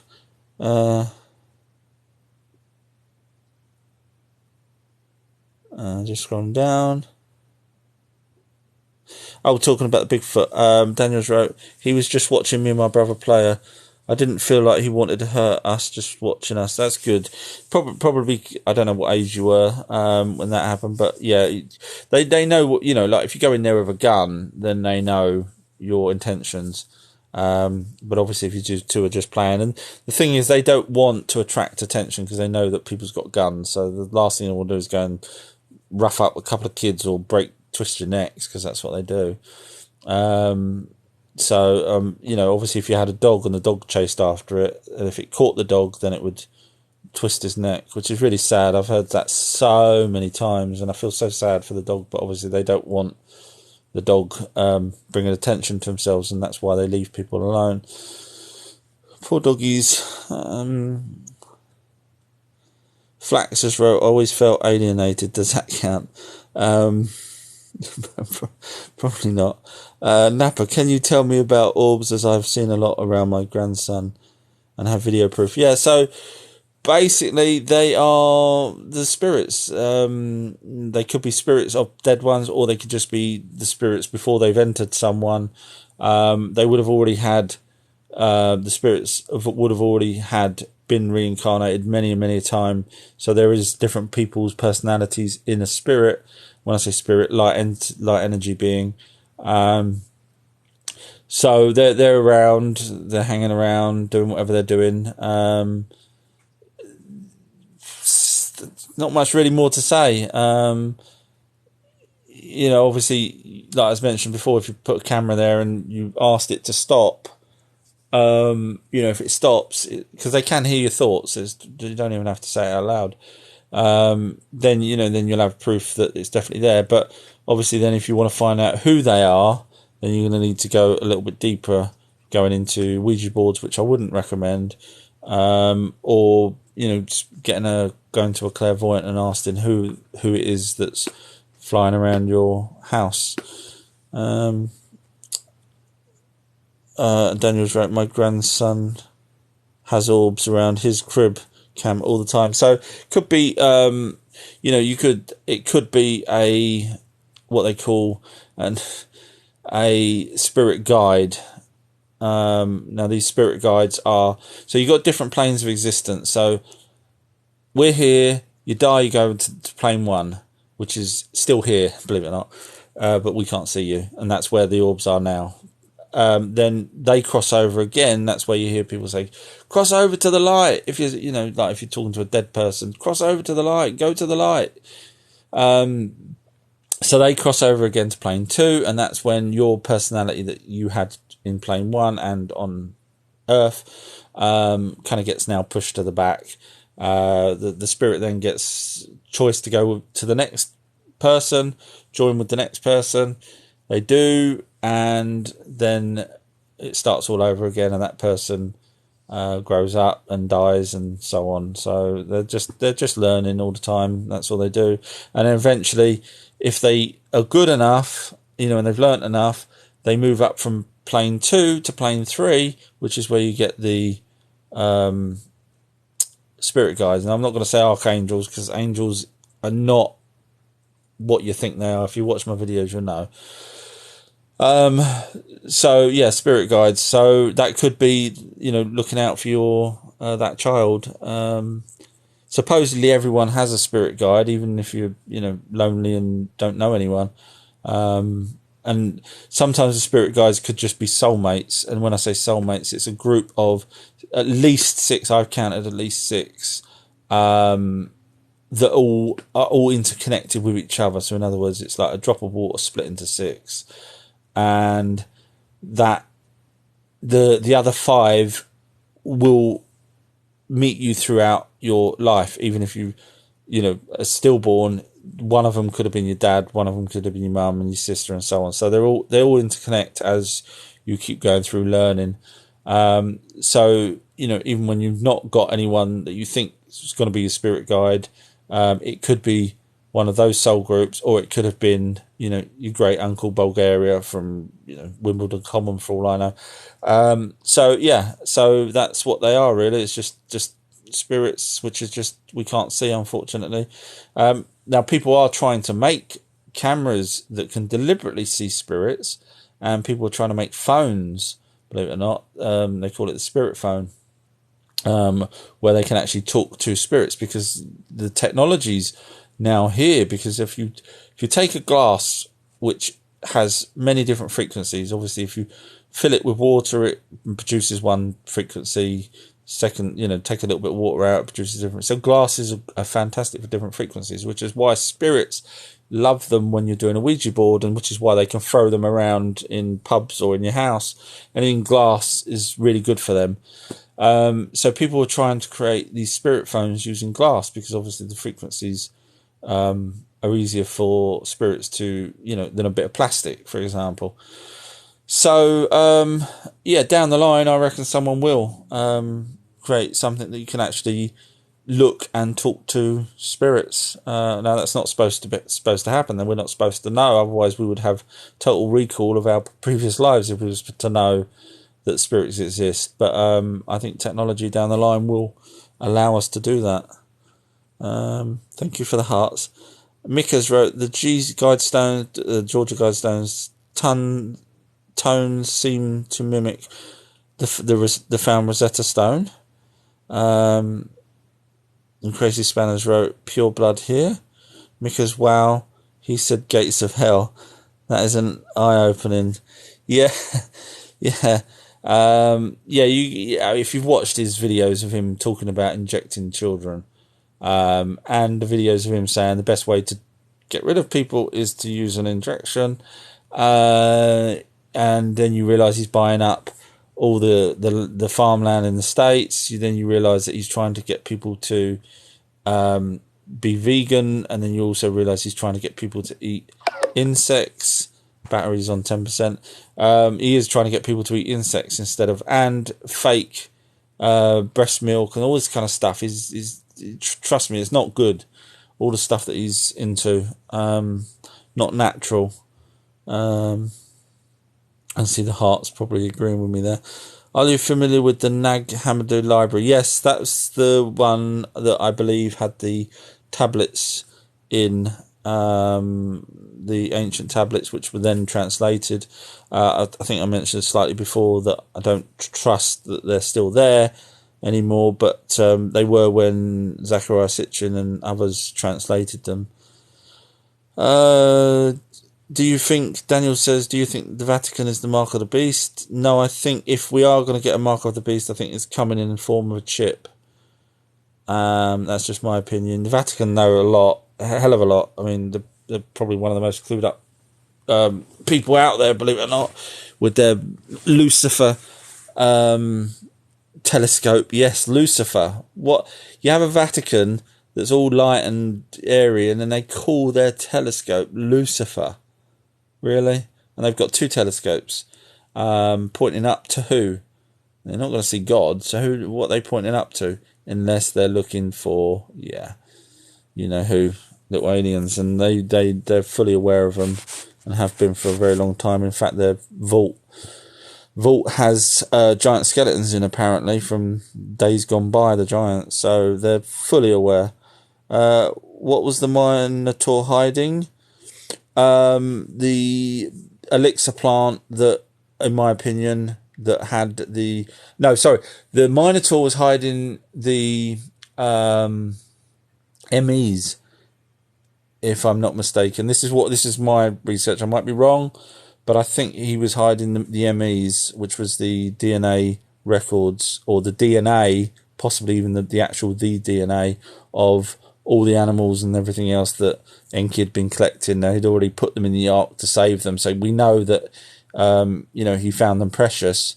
So I think that's, and you'll find in the past that a lot of these hybrid type creatures were guarding something. So I think that's my guess on it. Now when Enki gave Ayana the MEs, I think he gave her the formula. I don't think he actually gave her the because later on there's other texts where it says Ishtar, which is Ayana, so because she changed her name later on.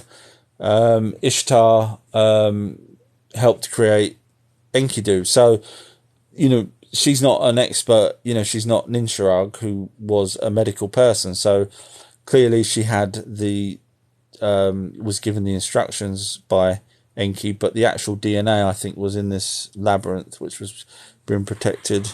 That's just my take on it. Opinions on Nostradamus and his quatrains. I think. Okay, so for those of you who don't know, Nostradamus was a foreign. I say foreign. I can't remember which particular country he come from. Florence, was it? Somewhere like that. I may be wrong. But he had these premonitions of things in the future, and couldn't tell anyone, because back then you would have been burned at the stake. literally. So he wrote books and put these hidden messages in these books, which they were called quatrains. And as time went on, people that was reading them started saying, aha, I think he's talking about the future, and so on. So, supposedly he mentioned Hitler, but had it down as Hisler. So, he may have some things right. Again, going back to the people can see the future, there's many people to this day that have said they've seen things happen, and people actually called into the police stations on 9/11 saying that I had a dream. So,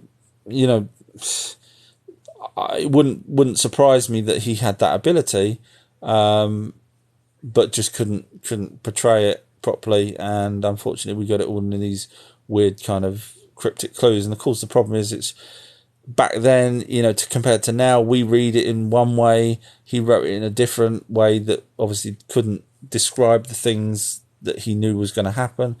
You can't describe a word nuke if you don't know what a nuke is. And so when he, if he's talking about nuclear weapons, for example, he wouldn't be able to say a nuke. He would just have to say some other description. Of course, then we think, oh, well, it's not a nuke, and then we poo-poo it because it's not a nuke, because we would know it as a nuke. And he described it as, some other blast type thing. So it is open for interpretation. Some of the things that he said, if you interpret them right, do look like they've come true.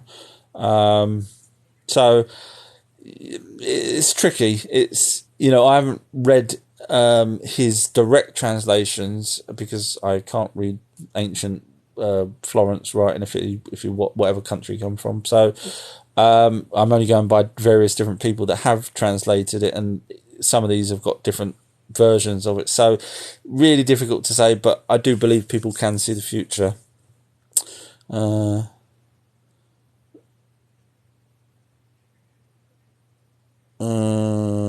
Chezak has wrote, is this true? What ancient tablets? So there's hundreds of thousands of ancient tablets. First, when they first found them in the 1800s in Sumeria, and that's why they're called Sumerian tablets, because that was the first place they found them. They found about 30,000, which is a hell of a lot of tablets. And then obviously as they carried on digging, doing more archaeology, etc., they found more tablets all over the place. And it doesn't just resort to clay tablets. Because obviously the writing then went to Babylonian, and then Aramaic, and then Hebrew, etc. A lot of that still is continuation of each of those. So that's the crux of it. So it's Sumerian cuneiform, which is the first language, which is the language of the Elohim, which we know is the Anunnaki's real true race name instead of Anunnaki, because the Anunnaki was just a team name that they gave the people that came here, the Anunnaki that came here to help mine for gold, etc. So my battery is on 6%, so I'm going to try and check through. I don't know if I believe. Okay, well, that's fair enough, because obviously, you've just come into this, you've heard people saying about crazy things that you've never heard of before, because mainstream won't tell you, because when you realise mainstream's pretty much run by the elite, and the elite clearly hide the information from us. So you just look at the TV now and say, why aren't they showing all the people walking down London or whatever country, millions of people? Mainstream don't show that. So when you realise mainstream hide things, and you realise they're run by the elites, and the elites are actually really only a handful of people. There's 13 families that run, I would now say 14 because of Gates of Hell, but you get the point. When you realise that those people control everything, media, banks and everything else, then you start to think, okay, if they can hide everything from us, maybe this guy, that's me, might be onto something, and then you should start researching yourself or watch my videos to help get you started. Mika's replied to the person saying Sumerian tablets.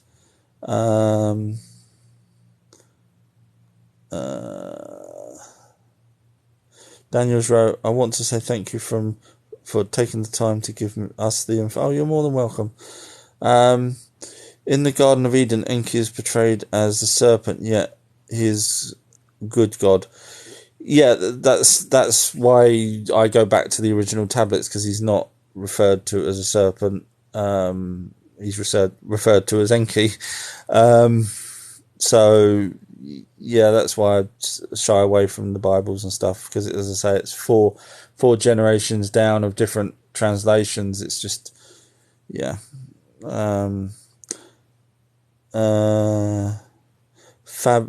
Far Beyond has wrote, "We are under attack." Can still hear you. Thank you. That was when my battery phone thing. I will try and plug the charger in, because I don't want to give any messages. My phone really did overheat earlier. Okay, I've put it on charge now. Thank you for everyone saying that. Stephen, who sent a cap. I'm guessing the cap is a derogatory thing, because I've seen it a few times on other people's comments. Not many people give me caps, but those that do, I'm guessing is a derogatory thing. That's just sad, because obviously people are not. They're just happy to listen to mainstream. And you guys that's listening to me now are not, and you realise that there is maybe more to life than what mainstream tell us. And you know, I don't know if you watch my videos or know this, but the Rockefellers own the British Museum. It's actually also called the Rockefeller Museum, and they're also the ones that started the Smithsonian Institute in the States. And the Smithsonian Institute, back in 1902, I think it was taken to court and asked why they keep destroying the giant skeletons that they have. And their answer was they don't want to change the narrative of what the history is now. So, you know, when I get a cap and you realise that sort of thing does happen, then the people that's giving me the cap should, you know, realise that life isn't what they think it is. Are there aliens in Mount Shatner? That's from Daniel. So, okay, just to give you a clue, there's various mountains around the world where aliens actually do go in and out of for whatever reason. Now, whether or not that was the Anunnaki creating them, because Anunnaki do talk about having things inside mountains, and even the Aigi stayed inside a mountain at one point, just after they nicked our Earth women and run off, and that's why they became fallen angels. But yeah, so basically, yes, the answer is they do have bases in mountains. I could go on about many eyewitnesses where they're driving and they've seen, you know, UFOs coming in and out of mountains and whatever else. So, yeah, now we know it's obviously not a military UFO, because the military would do it where they're in a secure location that no one can even get close to. So we can rule out the military. So then it leaves real aliens going in and out. Daniel's, no, not all, not scary at all. I think that's probably referring to the Bigfoot, maybe. Far Beyond, no tablets. I'm not sure what that's referring to. Maybe replying to someone. Why don't you show your face? When my mum dropped me when I was 5 days old. No, I'm joking. No, I do other things. Some of the things I do when people.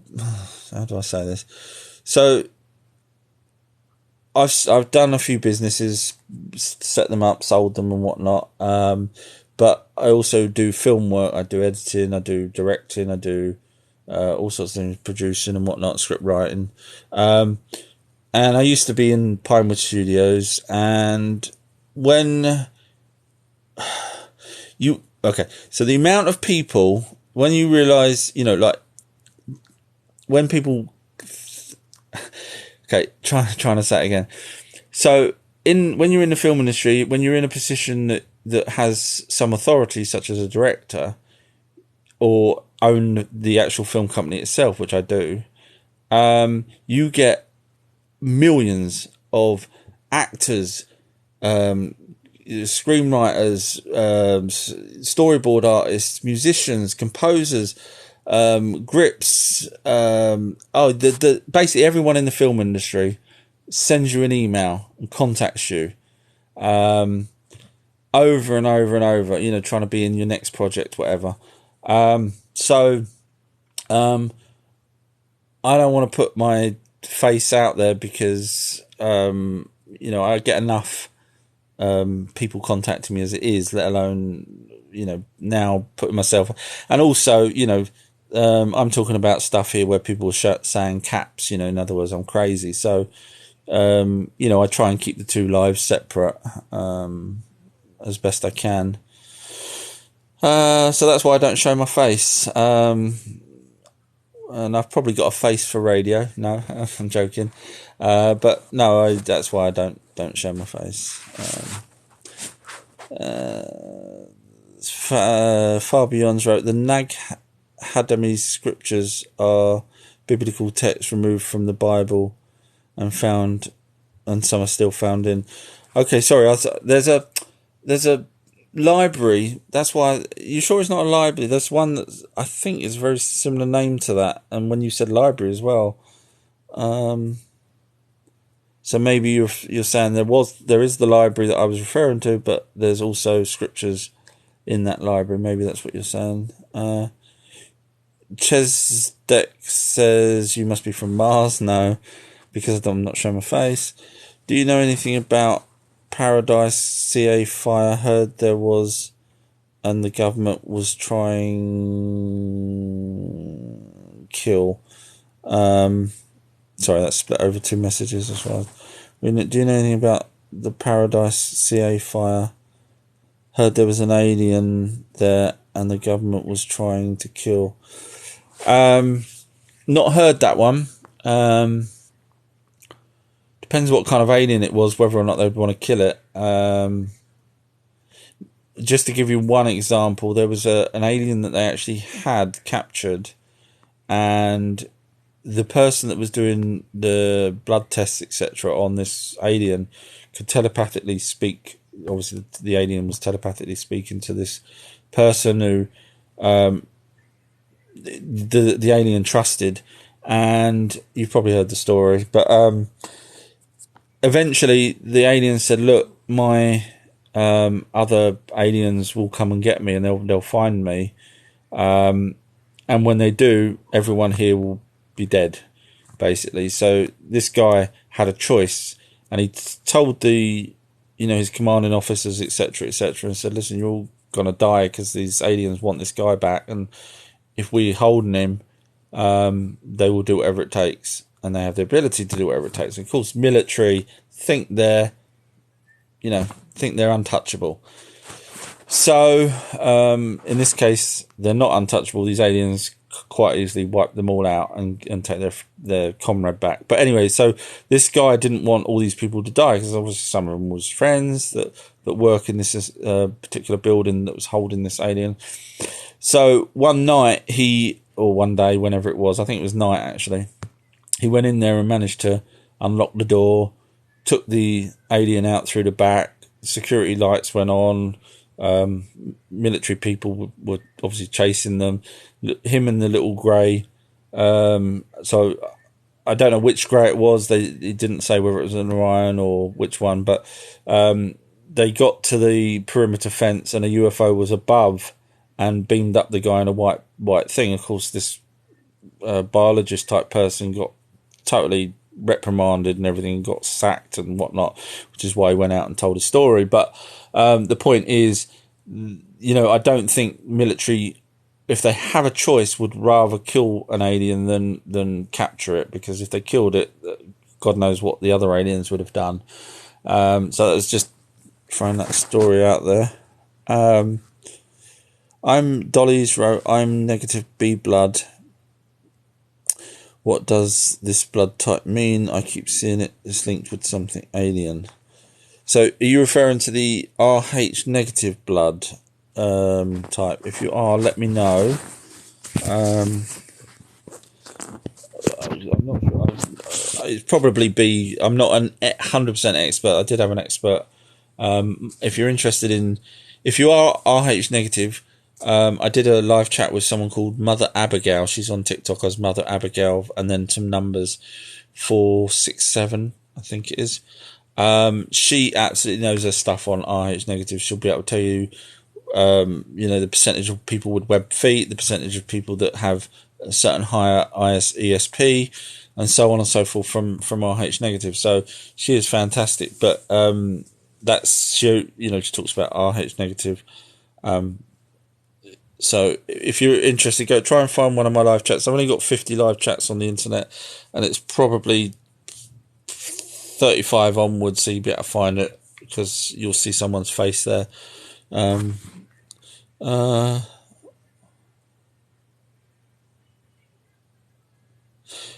Daniels wrote, "What do you know about the blue ray? Is it a bloodline? Do you mean blue race? Blue ray. What do you know about blue ray? Not heard the word blue ray other than DVDs and stuff. Not sure if you're referring to a blue race. Shimsmuggen has wrote, yo, I had a dinosaur in one of my past lives. Okay. Okay, not sure what to say on that one. I love your Ross Davis has wrote, I love your channel, dude. Always interested. Maybe time travelers, maybe not. What's your view? It's spread over 2 messages. So you're asking, what's my take on time travelers? Basically, yes, totally believe it. Just getting comfortable. Sorry, I didn't realise I'd be on this long. Right, I'm laying down now.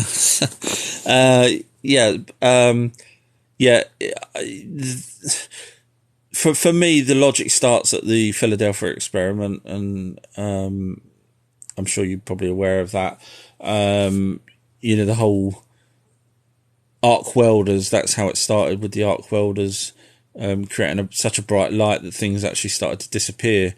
Now they were actually phasing out. They weren't actually going in time, but when they eventually did the experiment on the Eldridge, not only did it phase out, apparently it was seen not only in the dockyard that it was at, but then some other people had seen it 5 miles off the coast of Florida, if I remember correctly, for a short period of time before it came back to the dockyard that it was at. So, once the military had realised that they had this kind of abilities to do these sort of things. Now, there's that's that side, and then you got the people that say that they create a portal that basically looks like a Stargate that can go back in time, and then you've got the natural wormholes that Earth's got, and above Earth, in fact. I think the NASA calls the wormholes X holes. I think X something. So yeah, I think time travel has been done. I could waffle on about it and some of the stories, etc. But yeah, I think there's people out there, military people, have done it. There's stories out there, as I keep mentioning, from other people that say they do it, but I have to take what they say with a pinch of salt because of the logic that they give. But I do certainly think that, you got to think the military do anything and everything that they possibly can, whether it's creating clones, whatever, to get ahead for whatever reason, that just greed, really, in my opinion. But so anything you can think of, the military's probably already tried and possibly succeeded.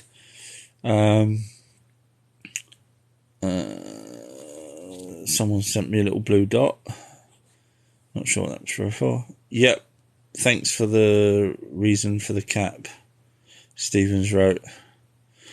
I'm guessing that's another derogatory message, but obviously you've been listening this long, Stephen, so I think you probably are realising that, mainstream don't tell you everything, and sometimes there is an alternate. And obviously, if you're still listening, Stephen, just think there's these stone tablets. Yeah, just use logic for a sec. Stone tablets found in the 1800s. Okay, that's before the internet for you. 1800s, hardly any newspapers. 1800s, they find stone tablets with a new writing on in a place called Sumeria, which is Iraq, Iran, that sort of area. So these tablets, the 30,000 they find as they start digging, had this language on it in cuneiform, and no one had seen this language before.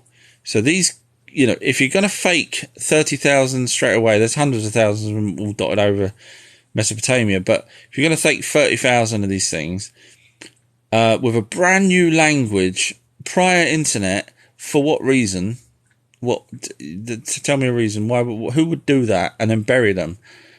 You wouldn't. Sit there and type out a whole language.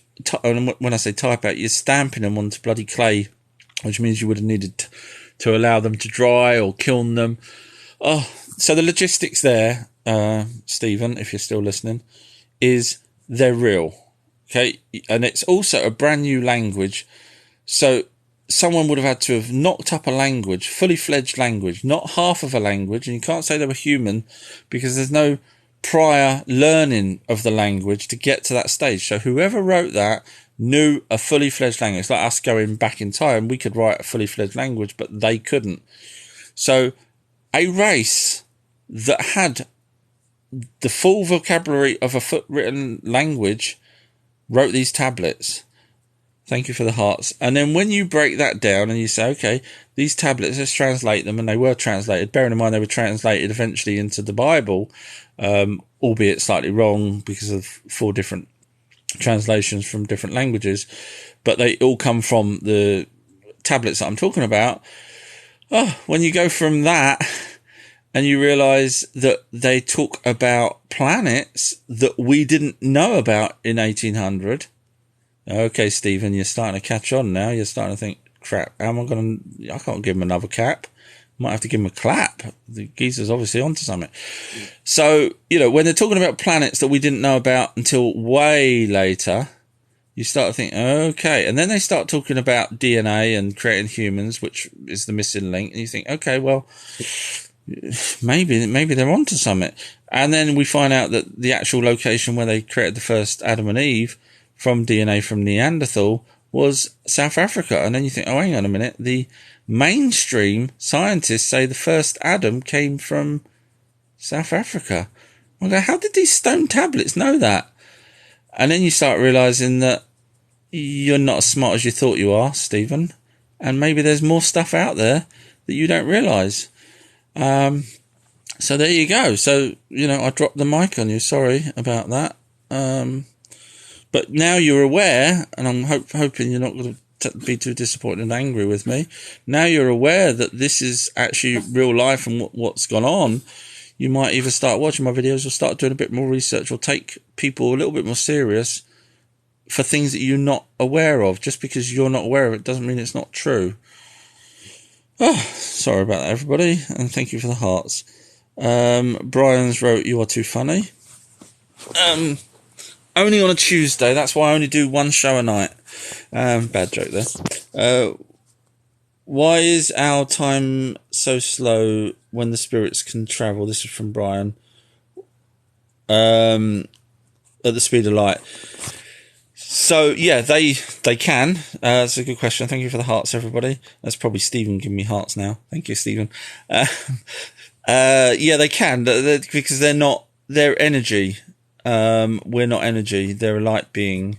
So spirits can travel anywhere they want, basically, at the speed of light.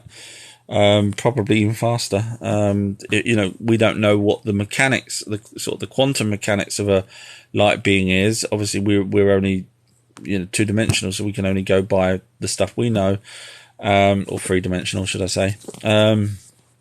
But yeah, they do travel because they're just basically energy beings. So that's why, you'll hear clairvoyants say, you just, if a loved one's not with you at that point, because they're not always here, they're not sitting in your bedroom for, hours, that they go off and do things. They actually do things, believe it or not, on Earth as well as other planets and wherever. So clairvoyance will tell you, and you know, I did the same thing when I did a Ouija board. If you think of the person, they will be there, just like that. And that's what I've heard, and that's what I know from my own Ouija board experience. So, you know, if you're missing a loved one, think of them, and they will come. And it's literally in a blink of an eye. Daniel's right. David Wilson talks about. I'm guessing that's talks about the fire in Paradise, CA fire, and the government had to deal with an alien. Are you talking about David Wilcox, the researcher? I don't know who David Wilson is, but I know David Wilcox. Who, funny enough, David Wilcox seems to believe that he is a reincarnation of Edgar Cayce, who I was talking about earlier. Now, Edgar Cayce was the sleeping prophet, the guy that could predict the future and also see people's illnesses from a distance, believe it or not. You know, they could come and just talk to him, and so he could then, someone would talk to him on their behalf, and he could visualize and see their problems inside their body, which is a pretty damn good gift. But yeah, David Wilcox believes he is a reincarnation. There's many reasons why. One is his face looks similar to Edgar Cayce's. Two, something to do with his birthday, and so on and so on. So if you're interested in finding out more, visit David Wilcox's site if he's got one. Aussies wrote, blue orbs of light, white orbs of light appearing in the same corner of my room. I've never heard of a blue orb. I've never heard of it. I mean, I'm not saying there isn't. I'm just saying no one's described a blue one that I'm aware of, unless probably they have years and years when I, very first started out. But so that's interesting. So I don't know what the blue one is, but the same person then wrote, "Is it possible that it's a portal?"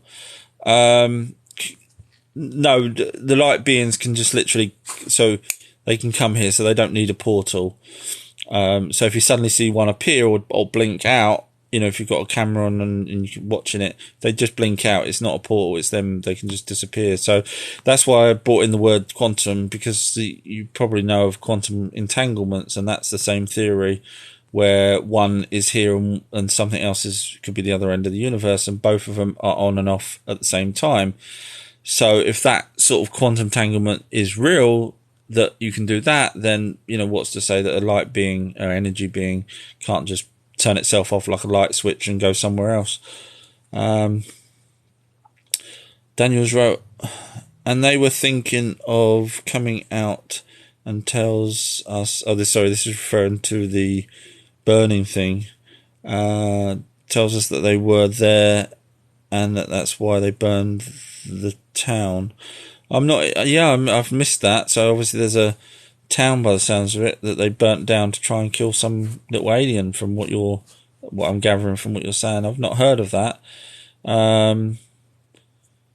That's pretty drastic, but that's, that is the sort of thing they would probably do if they didn't want an alien to be running around, the streets. So they would try and capture it first, but if they can't, they would probably do what you just said. Yeah, that makes sense. There's no way they would want that walking the streets. Peach, the man in Serpent Bellbeck looks like a man in the spacecraft. Nothing to do with anything horrible. Okay, the man in Serpent Bellbeck. Not sure which one you're referring to. I'm guessing you're referring to Bellbeck in Lebanon. Daniel, the first half of my message was lost. Oh, right, sorry. I was wondering what that was referring to there. Susie, how do you know what sources of info to trust? A lot of conflicting info these days. Absolutely. So I'm going by my sort of criteria is obviously 30 plus years of doing this. I was doing it from when I was 7. Reading up on all sorts of things, watching Arthur C. Clarke's programs and all that kind of stuff. So I've been absorbing myself with stuff. So when I hear things, if I only hear it once, I just put it to the back of my head. if I hear it once from a credible source, I put it sort of in the middle of my head, if that makes sense. Like if Linda Moulton Howe says something, I know she's checked it out. So I'll put it in the middle of my head. If I hear it from multiple sources that are not connected with each other and possibly over different time spans, in other words, not the day after each other, then I put it slightly more forward to my head. And then at that point, I start to look at the logic of whatever it is that they say. Does it make sense from somewhere else? I've heard anything similar from different people. Does it make sense? What's the reason for it? And for example, someone the other day said the moon's a hologram. So the logic there would be, okay, who done it and why? What's the point of making the moon a hologram? Because obviously the moon's been around for a long time. Native Indians have talked about the moon and everything else, so we know it's very old. So who set a hologram up just for the native Indians or for the dinosaurs if the moon's been here that long? Obviously we believe it has, but going along from the holographic side. So I asked all these questions in my head, and then if it makes sense and it's believable and blah blah blah, then I push it to the front of my head, and then I say, okay, that's pretty much I would use that as information. So for normal people that, I say normal people that haven't bothered, wrong word, forgive me, people that haven't researched as much as me, it's really hard to know who to trust. So if I was starting out, I would go to people like Dr. Stephen Greer, David Wilcox, Linda Moulton Howe for sure. People that have been doing it for a long, long time. Stanton Freeman, I think he's passed now. But people like that, and obviously Eric Van Donohan. But some of those, in my opinion, still have some odd bits that doesn't quite make sense. But again, everyone's learning. I am still learning. So I would go to the people that's been doing it the longest, because if they were frauds, they would have probably been found out a long time ago.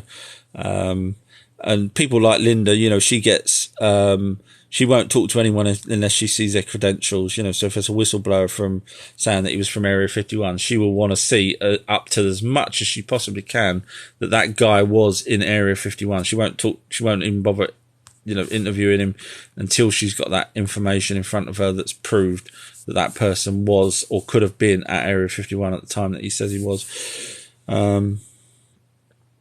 Sorry, scrolling down. People are clapping and laughing. I'm guessing that's me talking to Steve earlier.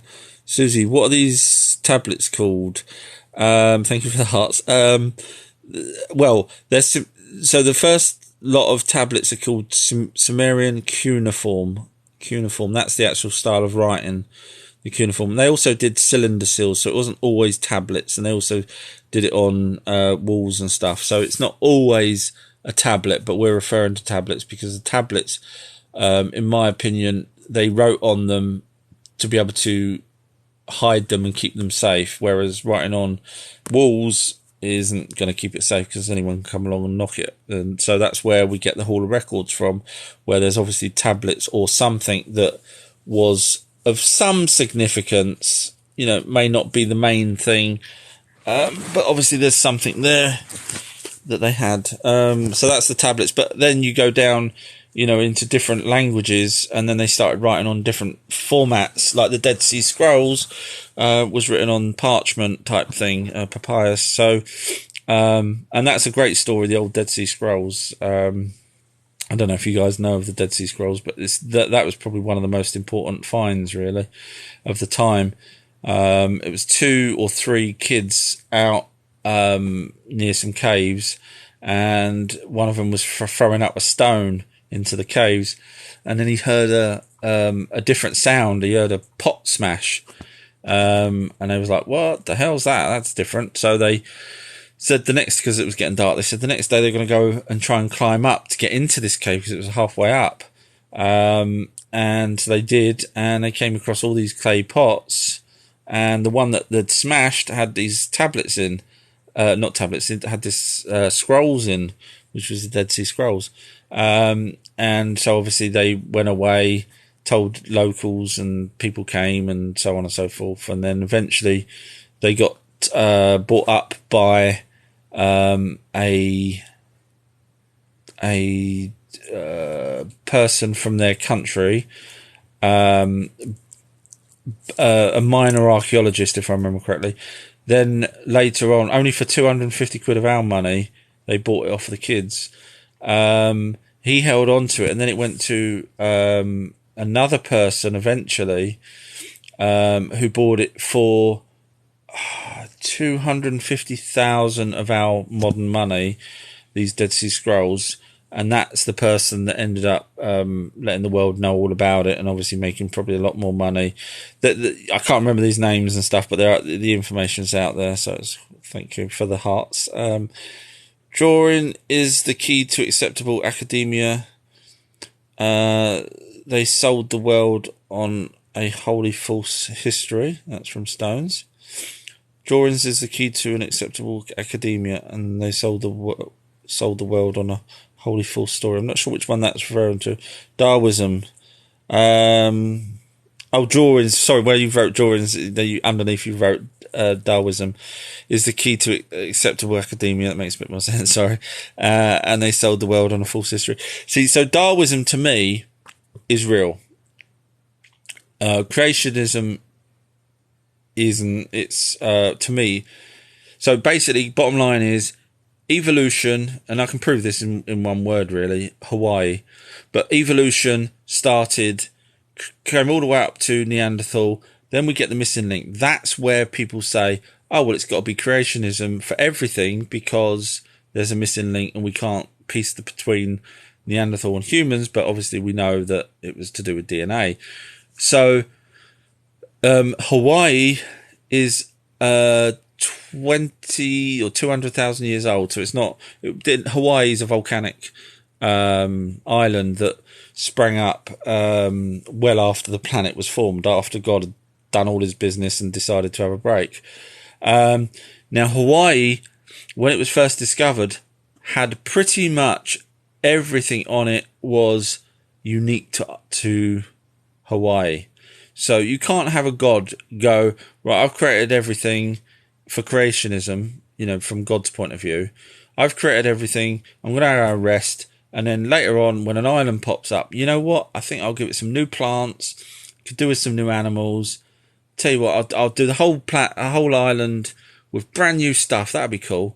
No, that's because it's evolution. So evolution obviously was real and is real.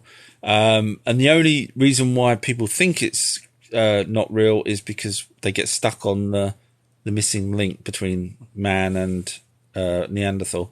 And so when you read the tablets and you realise that we was genetically modified, that in goes the missing link, and therefore evolution is real, and so therefore Darwin was correct. Fortnite has wrote, what have I missed? Probably loads. I don't know how long I've been going now. You can see by the amount of likes, 6,400. And you can probably tell by my voice is getting a bit croaky.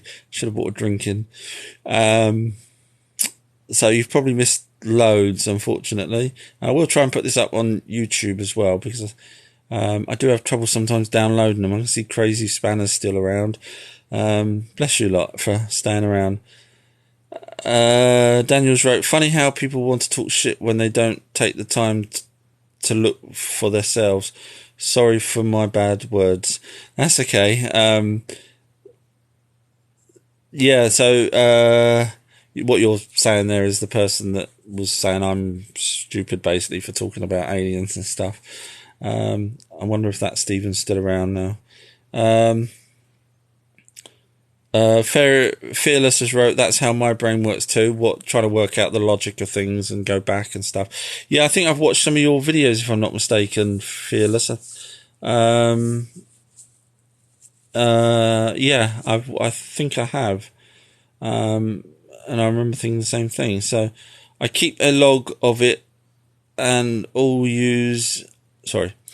keep a log of it all and use it for recalls. Yeah, sorry, that's trying to read there. I'm not the world's greatest reader, as you can probably guess. As well as sometimes on these, there's not the punctuations that help me.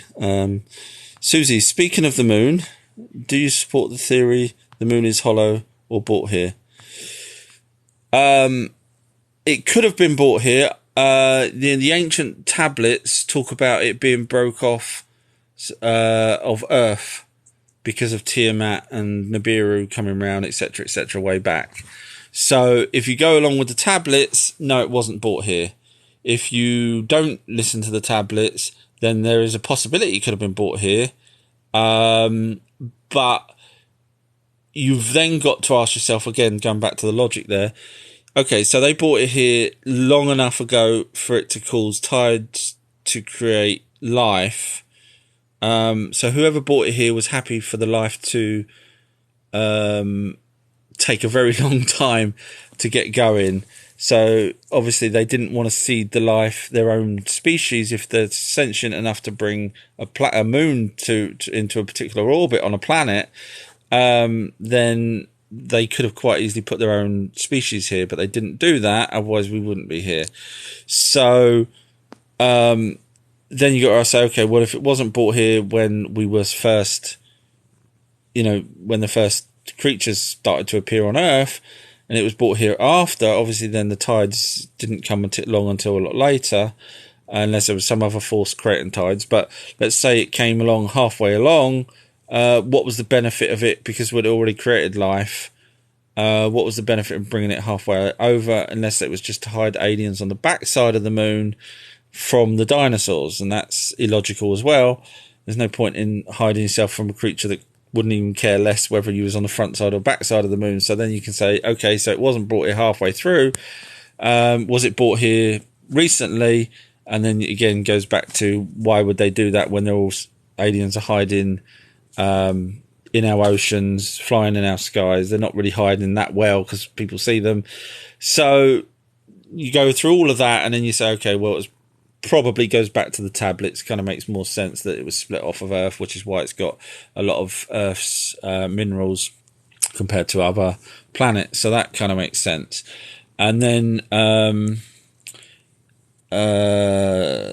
what was he just reading?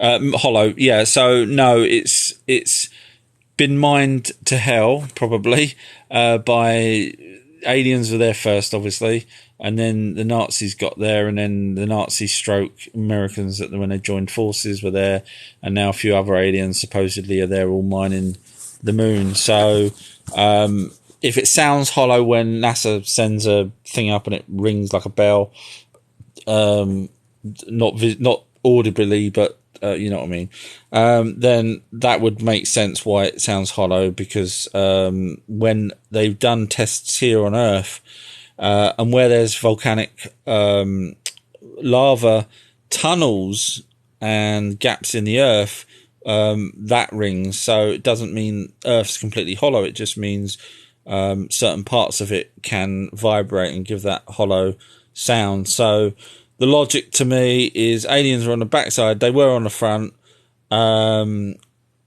But for whatever reason, they still come out of some of the craters on the front, but for whatever reason, they prefer the back. I wouldn't have said it's to hide from us. I think they just go to the back because it maybe the less sun so bright for them, really. So they all go in the back way. Some still have been seen going in the front craters. The entrances are generally in craters. Which is where you can actually see some of the stone structures as well inside craters, believe it or not, as opposed to on the surface. So you think, well, hang on a minute, if there's stone structures inside a crater, who the hell done that? And I know, there was a couple of Russians that suggested that the moon is a spaceship. And then you go, okay, so if the moon's a spaceship, what was the point? How long has it been there? Obviously, it goes back to the old gravitational bringing the. So then you got to say, okay, if it's a spaceship, what was the point in covering it in rocks, etc., in order for it to be hit by meteors, in order for it to look like a moon? then you could say, okay, well, maybe it's a hollowed out asteroid that aliens hollowed out, created it to be a spaceship, and then brought here. But again, that would have been a long time ago. In other words, for all the same reasons that I just explained. So, bottom line, moon's real from my point of view. Smashed off from Earth, as clay tablets state. And how the hell, this is 1800s that they knew about this, that the tablets were found, and these tablets have dated 5,000 years ago. So, all makes sense to me. Hope that makes sense to you guys. Fearless has wrote, what's a good place for doing one's own research? Depends on what it is you're, my boy's trying to call me. It depends on what it is that you're wanting to research, because there's a whole range of things. If you want to sort of specifically go on the Anunnaki, then I would say Philip,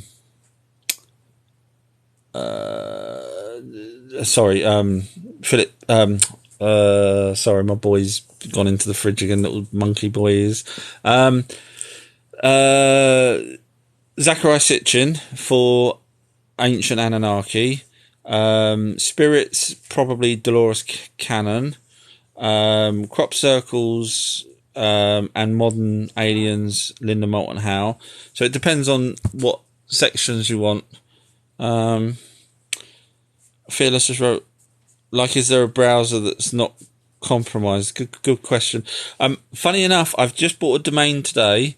No, this isn't a plug to get any money out of people. I bought a domain, ourtruthhistory.co.uk. I'm going to be setting up a website, and it will have trusted sites, reliable information, lots of good links, etc., to things that people can find, sensible stuff, not pages of freaking adverts that pop up and crap like that. Mine's just going to, as I talk now, bang, here you go, here's the timeline, here's this, here's that, and then you can go from that, and here's some links to people that's got more in depth than I have on each subject, and then you can go off. And so, for example, if you're interested in the American military, Timothy Good's books are very good. He's like, one of them's called Need to Know. That's a very good book if you're interested in that. So I'll be putting that all on my website, so people can just go straight to what they want to interested in. And I can see the hearts coming up, so hopefully someone will visit the website. I'm not doing it for money or anything. I'm just doing it because I know you guys ask for links and stuff. And there's a lot of, you can come across foreign sites and advertising that pops up and all that kind of rubbish. Do you listen to Veritas Radio with Mel Hosterolwich? Yes, I can't pronounce.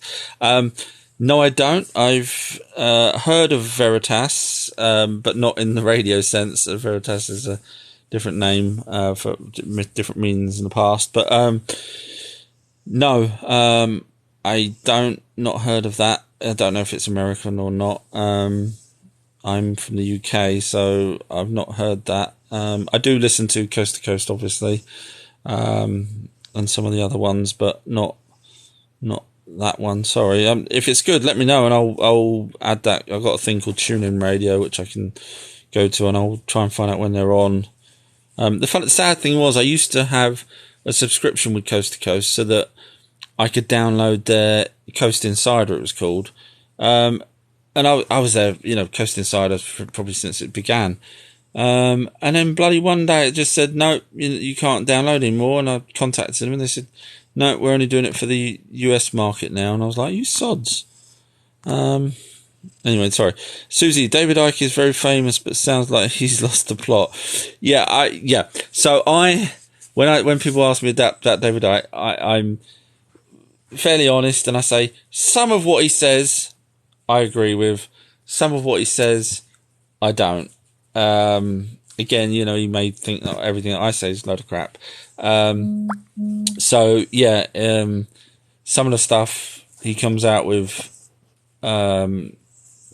doesn't quite fit with my thought pattern. Daniels wrote, I love David Icke's messages.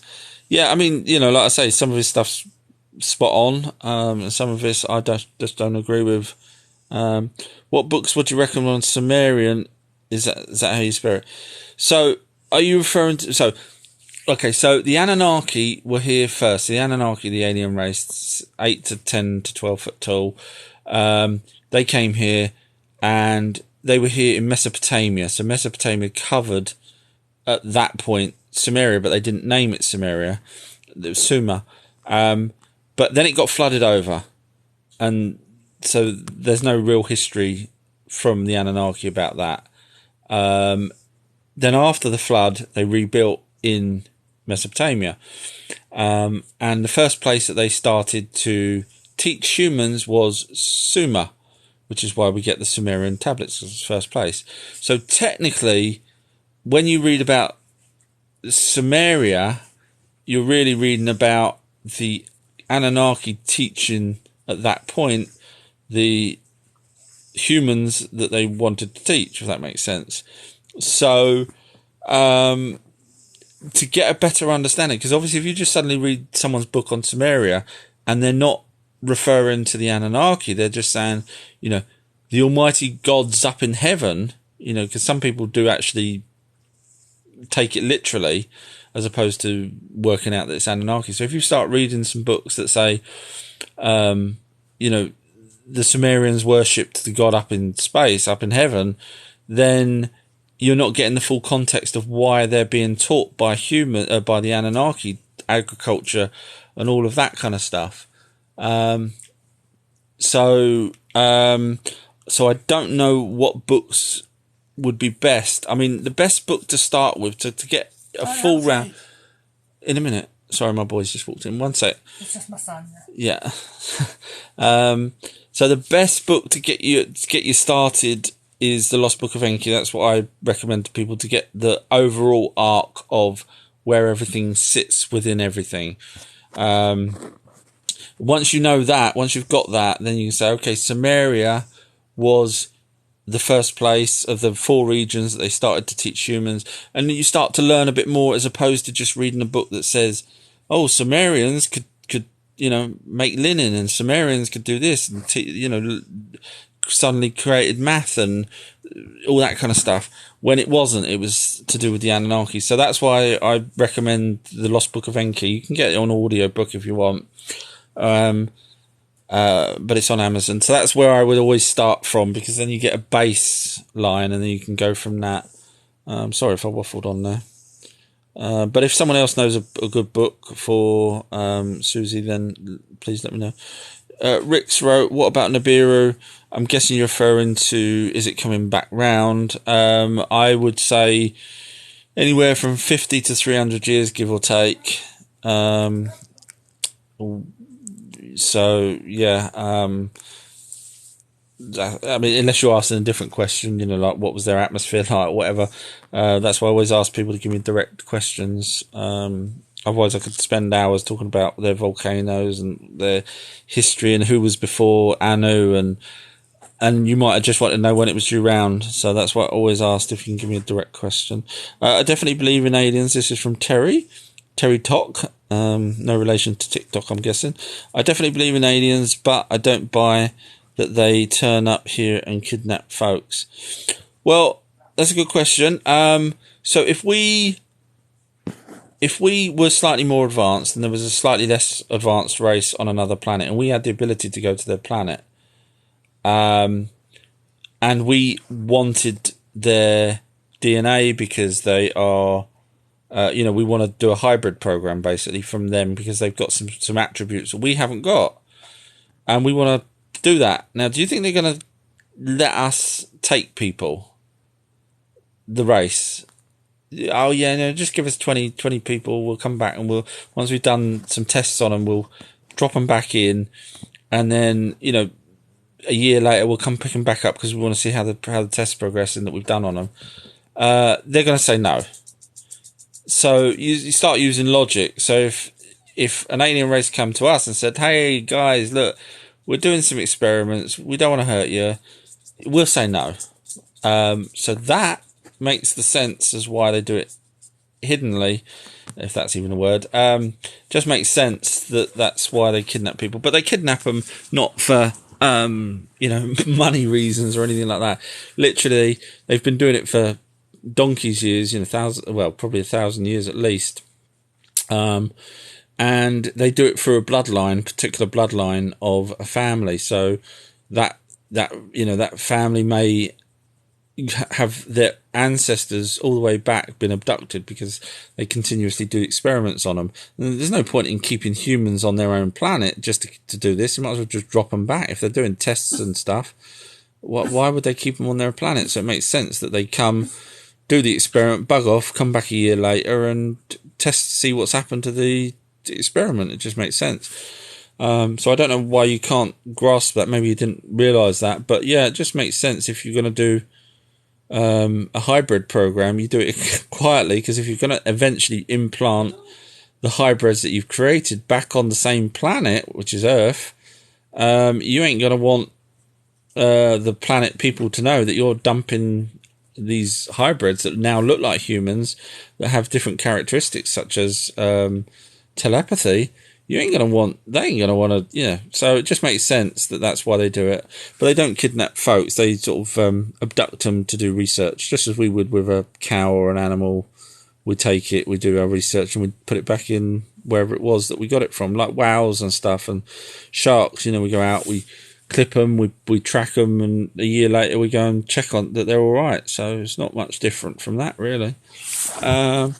Friends, how would the moon be brought in without being catastrophic for the magnetic fields? That's a good question. That's not to say if it was brought in, it didn't already cause problems and eventually it settled down. So if it was brought in, it could have, the poles could have been slightly different, and it could have even caused us to have our pole shift, which is where the planet gets flipped on its axis. So that, if it was brought here, but I can't imagine it being brought here for the reasons I mentioned earlier. Sorry, my little boy is, what do you want? What? Okay. You can cut yourself a piece. Thank you. Good boy. I'm going to take this tomorrow. You want what? Two. Yeah, sorry, my boy's birthday yesterday. He's 20, but he's got special needs. And, he's got some birthday cake and he's been waiting to eat some today, so I've just let him get some. That will all be gone by the time I go out in the kitchen. JP has wrote, was the Lost Book of Enki fiction? It's brilliant, but not claimed to be factual, right? So, okay, so there's sites out there that will say it's fiction, and they'll say Zachariah Sitchin knew it was fiction and therefore wrote it as fiction. Now, he got those tablets from a library that I can't remember the name of, but you can Google it. Now, he's not the only one that got those tablets and researched them. They're not just sitting in there in the library back then when he started to research.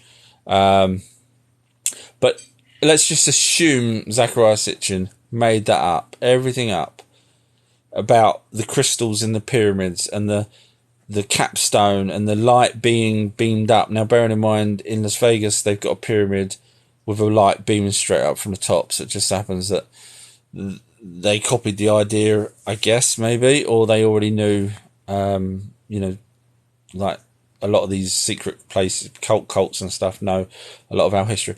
But there's a hell of a lot in that book, Lost Book of Enki, that he, when I read that book, and I've read it many a time now, Zachariah Sitchin, if he was on his own, would be one of the smartest people I've ever known. And, to write that book, the way he done it, with the conclusion, if you read it and you read the end of it and how it ends, I mean, the geezer's an award-winning freaking writer, in my opinion. There's just too many things in there that make sense compared to the Bible. So if you knocked it up and said, this is what I think happened, which he doesn't. He says he got it from the tablets, which is, there's just too much in there. too much for one person to have worked out and made it all believable. And like I say, easy way to find out is LiDAR, go to Eridu, find a building, do LiDAR underneath that building. You should, try a few different, because obviously they didn't exactly always build probably directly on top of the same one, but do LiDAR. If there's buildings underneath, then Zecharia Sitchin is 100% true. The tablets are true, because no one else would know that the flood covered the ancient buildings that they had prior. So yeah, no, I think he's real. And as you say, it's brilliant. Whether it's not real or not, but I think it's real. There's just too many factors in there that make sense and is real, in my opinion. And other people's researched it as well. So why is it only websites that say it's fake? Why isn't it someone else that can read Sumerian? Why don't someone else come out and say, publicly, I can read Sumerian, I've read those tablets, even when he first wrote the book, this guy's just made this crap up. No one came out and said that. Only websites. So, you have to be a little bit skeptical of websites. Susie, regarding the moon, I think it was ancient aliens who said there are texts that speak of times with no moon. See, the problem is logic. Sorry, Susie, I'm just going off on a tangent here. But basically, if we believe that the Sumerian tablets are true and, what Zecharia Sitchin translated is correct, which I do, and no one else other than internets, people, and you're going to have people believing, and you're going to have people believe not of anything on the internet, as you saw earlier with Stephen. So let's assume that they're real, and my personal belief is totally real. They talk about the moon there when they first came here. They even named it. I can't remember the name of it, Lumu or something. But they named the moon, and they even went to the moon. Enki and Marduk went to the moon for a period while the flood was happening. So the moon's been there, if you're going to believe the tablets, which means humans weren't here when the Anunnaki were here, because obviously the Anunnaki came first. So a time before the Anunnaki, who wrote it? Who was there to say there was a time with no moon? Caveman? Neanderthal? They couldn't write. So you see the logic. That's why Ancient Aliens, I say, sometimes has it wrong. The logic just isn't there that, Anunnaki was here 450,000 years ago. So even if they weren't here, humans were here. The first Adam and Eve was 300,000 years ago in Africa. And they couldn't read or write. It wasn't until about 100,000 years ago, 100,000 years ago, that we could read and write and communicate. That's when the Anunnaki started teaching us. So the moon would have had to have been only here for 100,000 years.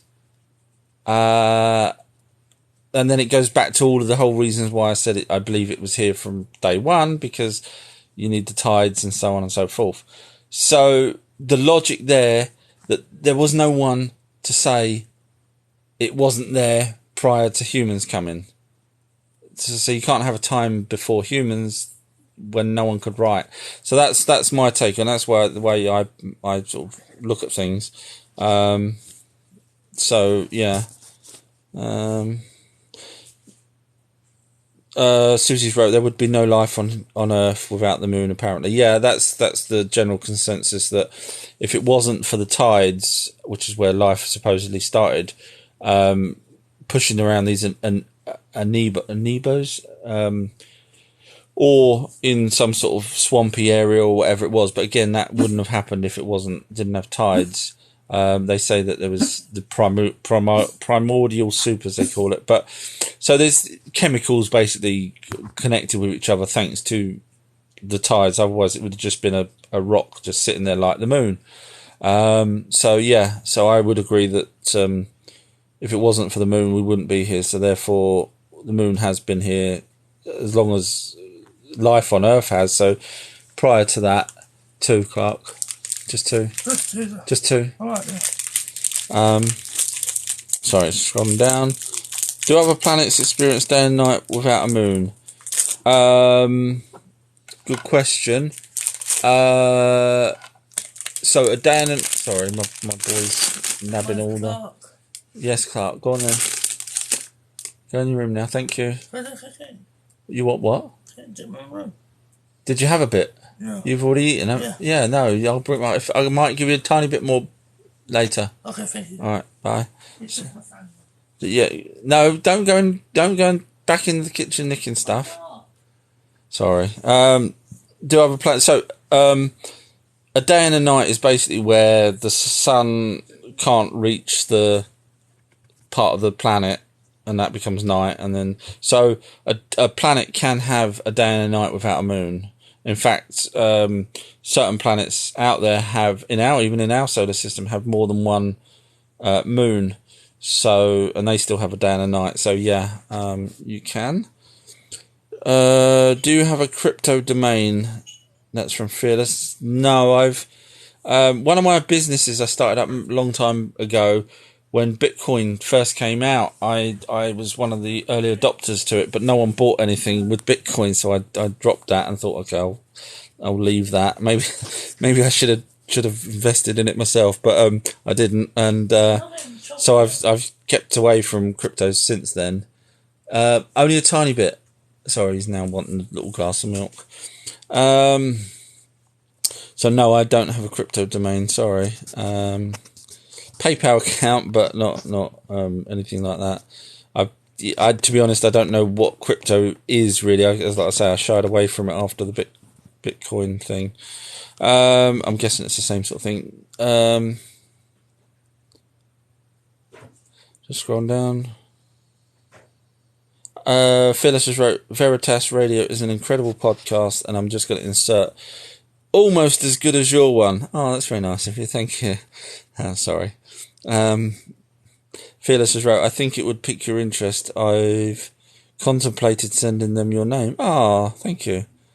Feel free to. Yeah, I'll waffle on to anyone. For an interview, I think they would love you. I didn't need to insert that bit earlier. Thank you. Yeah, it's very kind of you. And then Peacher says, do it to Fearless, meaning send them my name. Yeah, let the whole world get bored by me.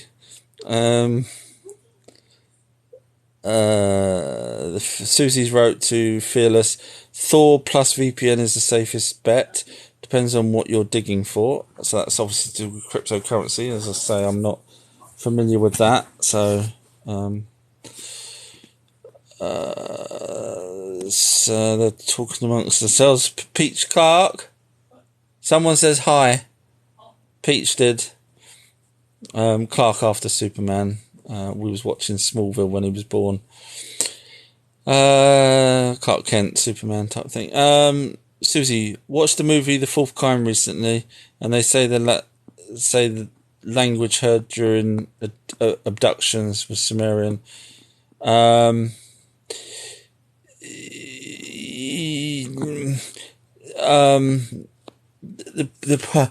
problem with that is you've got, for example, if someone was abducted and they went to a hypnotist and the hypnotist recorded the session, and the person was talking gobbledygook, which obviously would have been in Elohim's language, they would then have to find someone that can understand that, and there's very few. There's only 200 people at this point that can read and hear and understand Sumerian.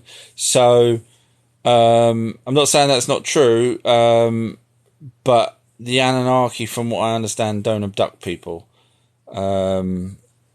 So I struggle with that one.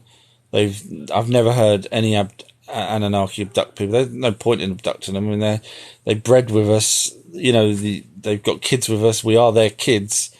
I can't see them taking us, really. Brian's wrote, thoughts on light language. Not heard of that. Be interested to know what that is actually, but I've not heard of that. Sorry. My leg's going numb now. Let me just change position for a sec. I'm just gonna. Oh, 1 sec.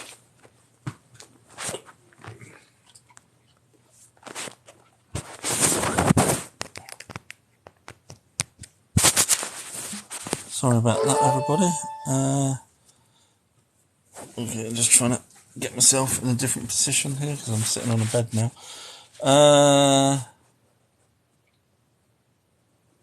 Someone's talking about cryptos.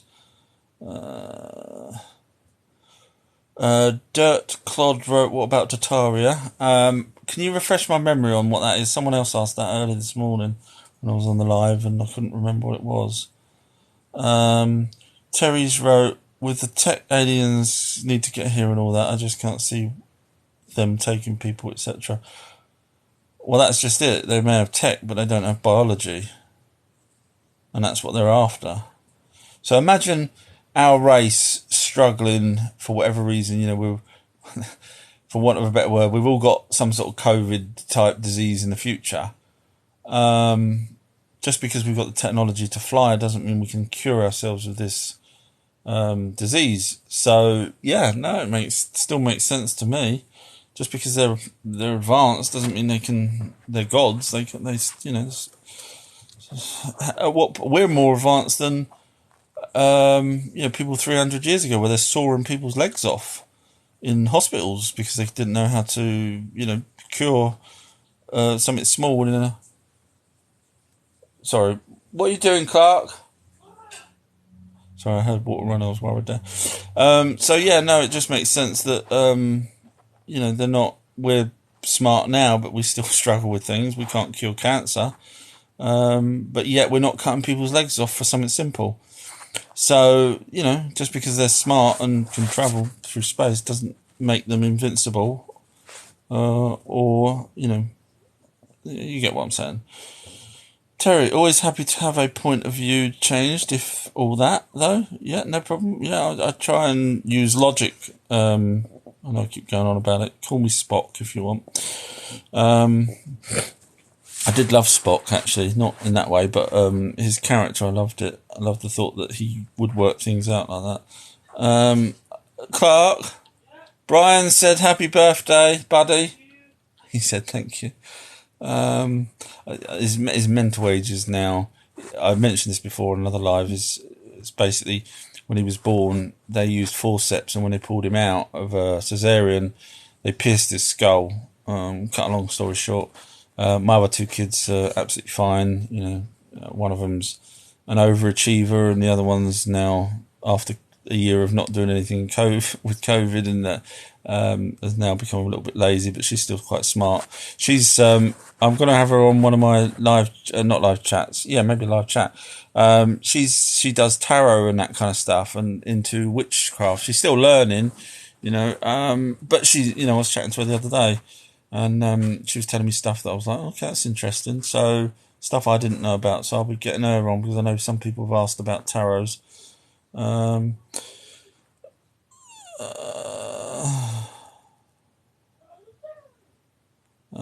Some people chatting about crypto, worrying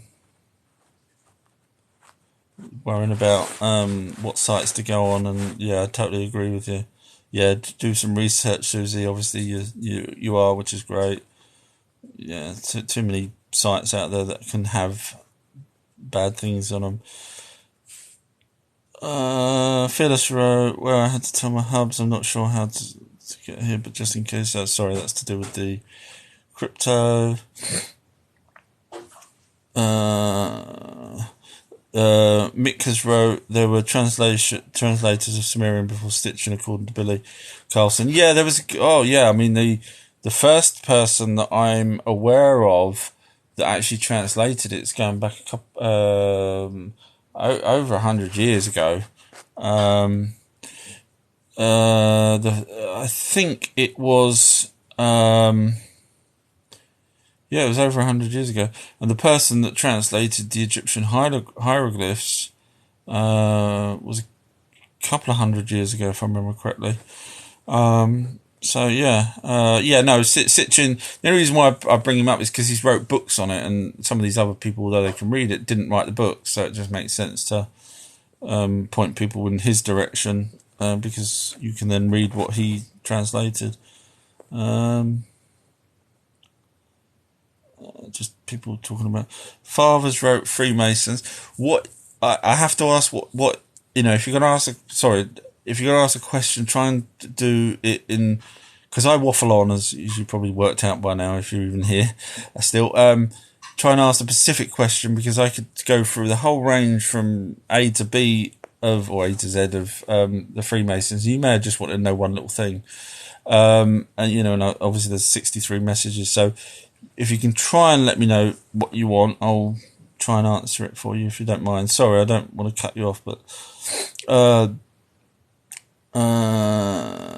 Crazy Span, Oxford University has translated the tablets now on the same info as Sitchin had said. Well done. I wish to understand technology better. That's from Fearless regarding the probably the crypto thing. You probably will know more than me soon about that. I'm going to try and stick my head in the sand on that one.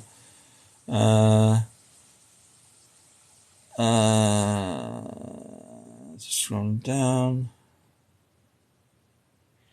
I'm not sure if that's referring to me. Fearless has asked about how you can buy a domain name now, but then you actually own it instead.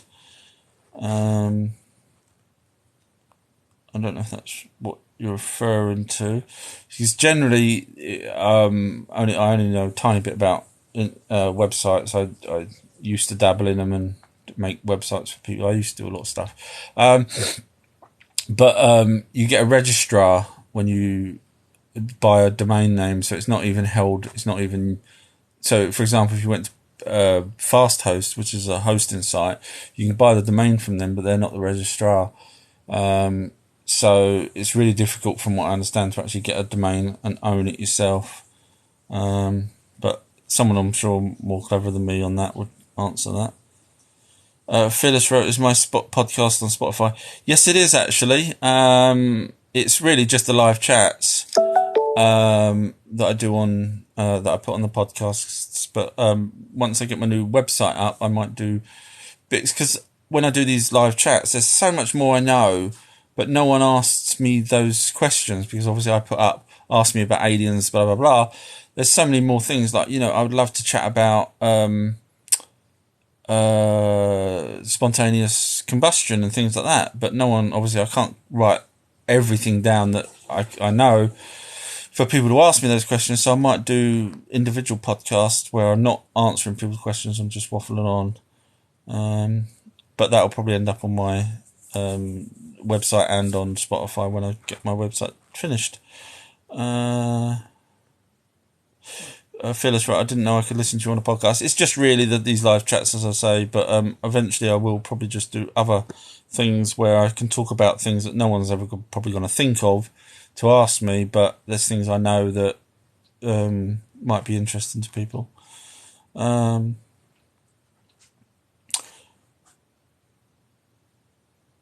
you believe Dr. Greer is right about potential staged alien invasion from Susie? That's the Project Blue Beam. Yes, I do. They'll use anything when the time comes to try and get us to go into certain types of camps. So yes, yeah, 100%. I've known that from the 80s. I knew about the camps, and I knew about the Project Blue Beam from the 80s. So I didn't know it was going to be happening in my lifetime. Phyllis says, "I love Spock." Fascinating. Are the Freemasons the same as the Illuminati, Susie? Yes and no. So the Illuminati started in 1136. Freemasons have been going a lot longer. The Illuminati apparently started with some of the people from the Masons. So yes and no is sort of the rough answer to that. Clark? Yeah. Susie says, "Happy birthday." Thank you. Oh, good boy. What are you up to? You've been bad? No. What are you up to? Same. You got milk? No. What did you do out there? Well, I wanted to drink. Yeah? Then I wanted to do the washing up. You did some washing up. Yeah. What are you after? That's the first. Well, a little bit then. Oh. Sorry about that, everybody. Fearless. Phyllis talking about my daughter. Does she does she hang out on here? No, she doesn't actually. She plays games all day long, Fighting Fantasy or whatever it's called, Final Fantasy. And she watches Twitch streamers and stuff like that. But she's, I have good debates with her, very good debates. She, I don't know whether it's me telling her stuff over the years or whatever, but she's quietly knowledgeable and very logical as well. So we have great debates about things, and she'll tell me stuff that I don't know. So I'll get her on. I did say to her yesterday, I'll have to get you on, and she said, let me know when. And that was for a live. So we'll have to set one up and do one, and then I'll put it on YouTube. And if people like it, then let me know whether she can come back. But yeah, she's quite clever. Clark. Crazy Spanner said, happy birthday to Clark. Thank you. He said, thank you.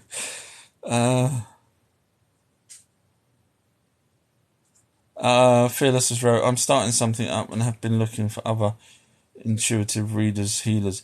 Okay, cool. Well, I mean, if she does a live with me and you're interested in chatting with her, I'll put you on to her. Yeah, she does. She's into the witchcraft and that. Look up the time. Yeah, I know. Right, that's enough. Go in your room. Right, I'll talk to you in a minute. Right, bye. Be good. Stop it. He's hanging around. He's after something. Yeah, she's into all the things that Susie's just talking about. They're not necessarily ritual sacrifices, but the ritual magic. Yes, I know you didn't say sacrifices, but I'm just pointing that out. You finished that. Yeah. You put some in place for me. What do you want? Oh, so? No, I can't. You put all the YouTube. You haven't got no DVDs of that. Oh. I've got a thing called Plex, and it's ideal for kids. So basically, my boy, every time he goes to sorry if I'm going off a tangent, but it's quite, you might find this interesting.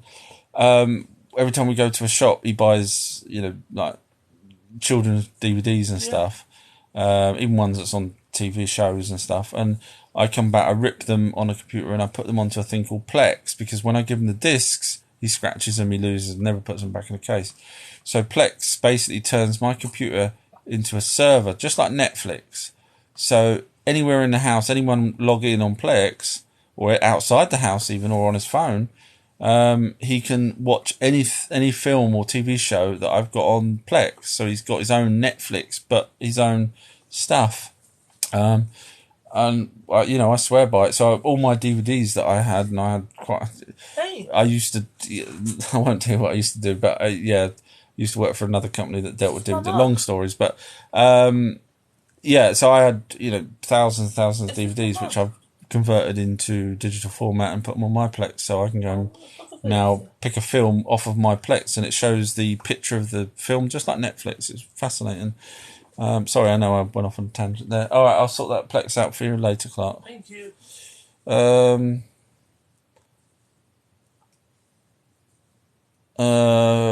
Fearless has wrote, oh, that's nice. It's wonderful because I hate it when I've missed them. See, that's me too. I need to get A and then prompt so I can go on forever, but I need engagement of the prompts. But I try and put most of these live chats on, if you're referring to my live chats, on YouTube. I don't put them all. Sometimes I talk about the thing that's happening now in people's arms, and I'm frightened that some of the stuff I say might get pulled off of YouTube. Susie, there's a guy on TikTok claiming to be a Freemason, attempting to normalise it, saying it's nothing mystical. I don't know what the difference is.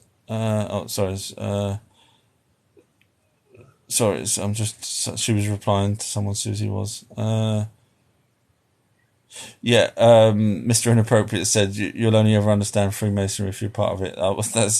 I couldn't have said it better myself. Obviously, I knew a guy that was, just done the initiation, and, he shook my hand and whatever, but I didn't know he was Freemason until a bit later on.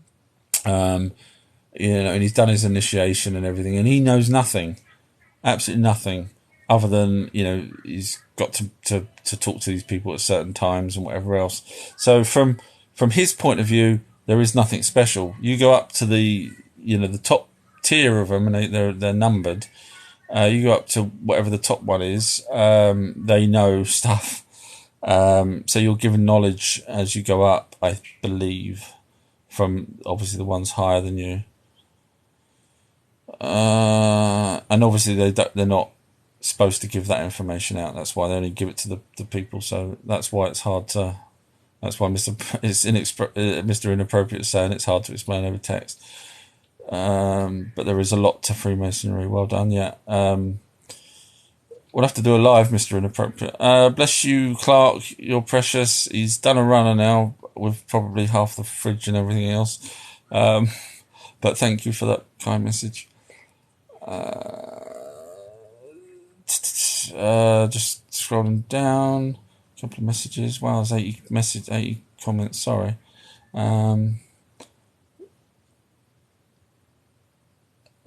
Just scrolling. Fearless wrote, Plex interesting. Where do I get this for my daughter? She would love this. So, okay. So basically, just go to. So all you need to do is leave your computer on, your computer, when your child wants or whoever wants to watch a movie. I leave mine on all the time because I've got thousands and thousands of movies on Plex, which is basically on my hard drive. My mum's got access to it, my sister, my niece, and so on, whatever. So there's TV shows on there and whatever. So they can just log in like Netflix and just scroll through and find a film. So it's pretty much identical to Netflix. So it's free. Just go to plex.tv and a new business Plex. Yeah, people do on eBay. People do give out username and passwords. In other words, they have films that may not have come from their own DVD library. So the idea is that it comes from your own DVD library. You're not allowed to sort of, obviously, even though people do, that you're not allowed to sort of have the latest movies from cinema on there, shall we say. But people do. And they give out a username and password for you. So you pay on eBay. I don't know if they're still doing it, but they used to. And then you would log in on their account, and they would have hundreds of thousands of movies. Don't know how much I trust them, but that's what they do. But anyway, so yeah, it's free. So you need to download the server. So you just install the server, and then all you do is choose where you want the hard drive, which hard drive it is and what film. So I just chose D drive, for example. And I had a folder that says films, so that was it. I put my films in there, and Plex, bang. And the beauty of it, Plex goes through all of the films and labels them, gives them descriptions from IMDb, puts the pictures up. Obviously, if it's your own movie, it wouldn't have the descriptions and stuff. I've got a couple of movies that I've made. I think I've directed 6 that I've got on Plex, that it pulls off of IMDb. So proud when I flick past my movies, and some of them are on Amazon Prime, but that's another story. But anyway, so yeah, so basically, if you download movies, not that you should, that's naughty bad, but if you did, then you wouldn't need to rip your DVDs, and you would just stick them on your hard drive, and outside your house you can watch movies on your phone or anything like that. And then you could rent out your Plex to people I've allowed it free of charge to people I know. Not even family members, it's just people I know. I say, do you want to watch movies? And they do. So yeah, that's Plex for you. It's very good. If you get stuck on Plex, let me know, and I'll try and help you the best I can.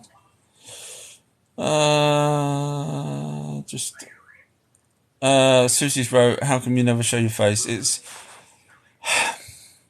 when the acid was, when I fell into the vat of acid, and no, I was trying to do my Joker joke, but and I always come out with a smile. No, I do other things. I mentioned earlier, you probably wasn't there, but basically I do a lot of things, and film wise, I do film things, and I get I own a film company, and I get a lot of actors, directors, all sorts of people in the film industry, painters, carpenters, email me constantly. And of course, when they see me, like I used to have an office over in Pinewood, when they see me in Pinewood, just people working on other projects, nothing to do with my stuff. But once they know you make movies, they latch onto you and they want to try and get them for the next project, use them for the next project. And actors, I so many actors contact me, even when I'm not doing a project. They so basically, bottom line is I try and avoid showing my face, because if people put two and two together, and then be like, oh God, it's him, right? Now there's another way of contacting him, and then my live chat will be, can I be in your next film, please? So I don't show my face and try and keep it. And also, I'm talking about subjects here that some people think are crazy, so I just keep the two separate. So I have actually got a face, but I just keep it separate. A couple of people on TikTok I have shared with who I am, because I trusted them, and in fact I ended up employing them to do various different bits and pieces for me for some of the other businesses that I do. So yeah, but as a general rule, I keep it separate. Sorry, I know people prefer to see people's faces, but hopefully that explains why. Just scrolling down. Phyllis wrote, I'm surprised you don't use your computer for mining since it's always on. It's a really powerful computer, because I do video stuff as well, which requires editing and stuff. It's a really, really powerful PC, but I didn't want to get involved in that anymore, that side of it. I've got other things I do, so and I'm spending more time with you guys, so I'd rather do that than mine for money, or whatever it is that I'm supposed to be mining for. I'll let the people in the Abzu mine for the gold. Just scrolling down. Sorry, just I think it's new to me.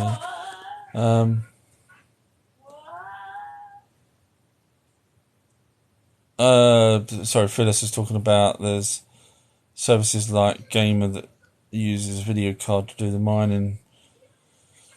Crazy Spanner's laughing at my bad joke. Phyllis is saying your computer mines while it's playing games and stuff. Yeah, I don't know. I just my luck is I'll be mining and suddenly the computer dies and I lose absolutely everything, or something silly would happen. So I try and spend as less time on the computer as possible, because for years I used to be on it doing, as I say, creating businesses, creating websites for other people and stuff from that side of it, and then editing as well on the computer, film editing and dubbing, and so nowadays I try and avoid the computer as much as I can. Susie's asked, what country are you based in? London, UK. Susie, can I be in your next film project? Depends what you do. Are you an actress? Are you assistant director, or what? Let me know. No, I do. You converted me now talking about movies.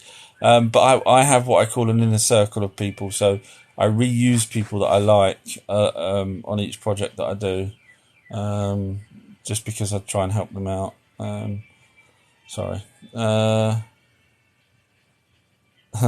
Phyllis says, you have a face? I don't believe it. Yeah. I'm not Tom Cruise, and I'm not, Thor or anyone like that, I'm afraid. So,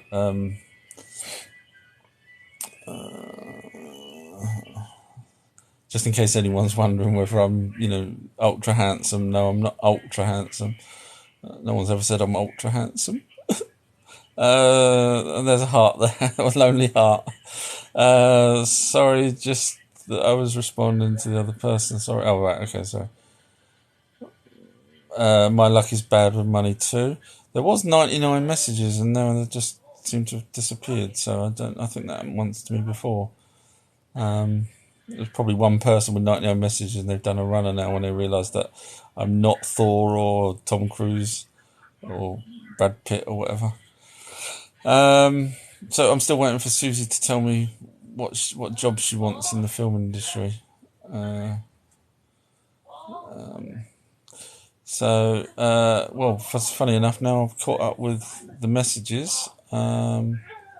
So thank you for the likes, everybody. I can actually see who sends the likes now.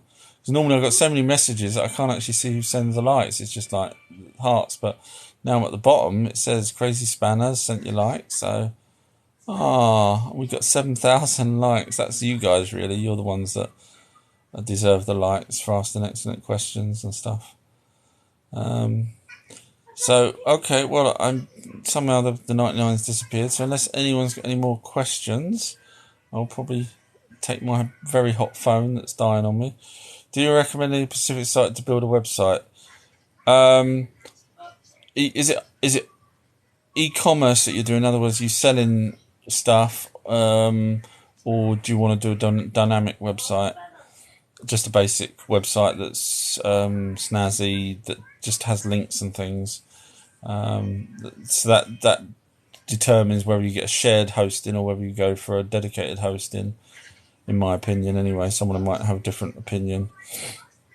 I can recommend if you're going to do the because really if it's just see me, I where I don't know stuff on websites, I know enough PHP and all that kind of stuff, but where I get stuck or don't have the time, there's a guy I know in India who owns a company, and I pay him a small amount, and he does whatever I say. I just say, right, I want this to do this and this to do that, and blah blah blah, and within a day he's done it, and it's bloody like 20 quid or something our money, so it's well worth it. But if you're just e-commerce, so you've got choices. Sorry,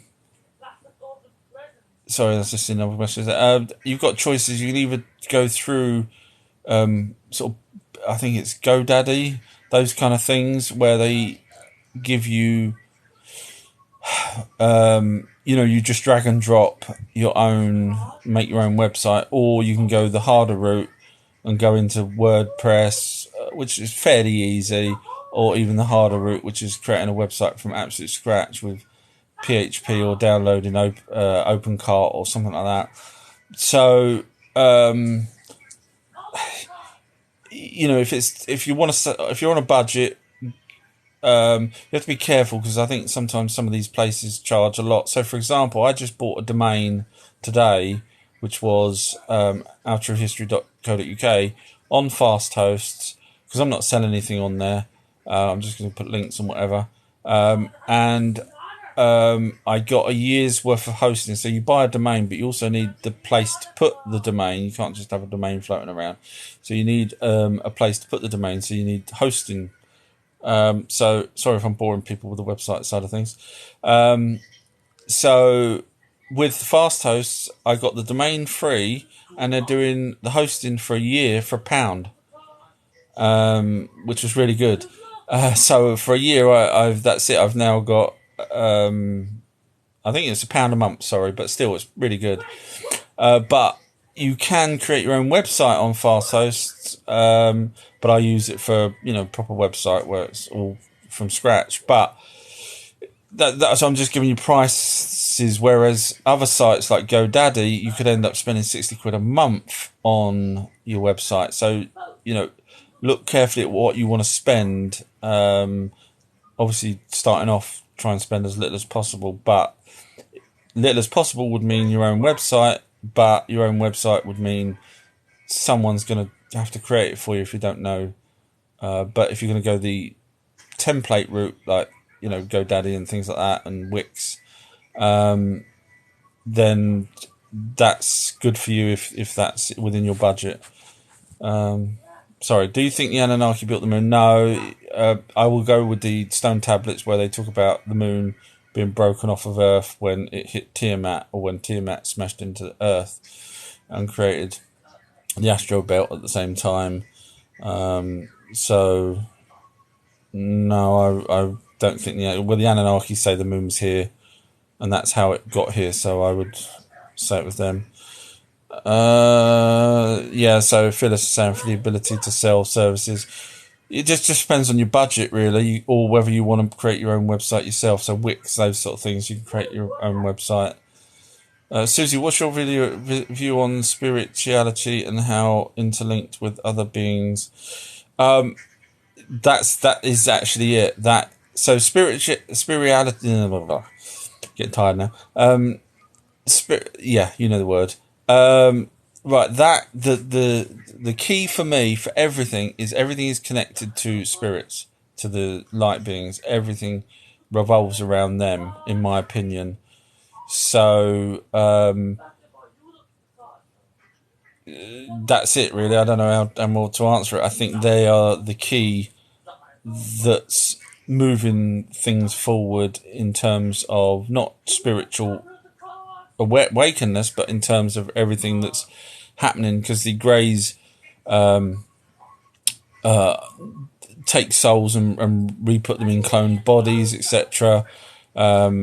The spirits have been inside the praying mantis type aliens. So, basically a lot of species out there all are connected at one point or another with the light beings. So the light beings are, in my opinion, key to what's going on.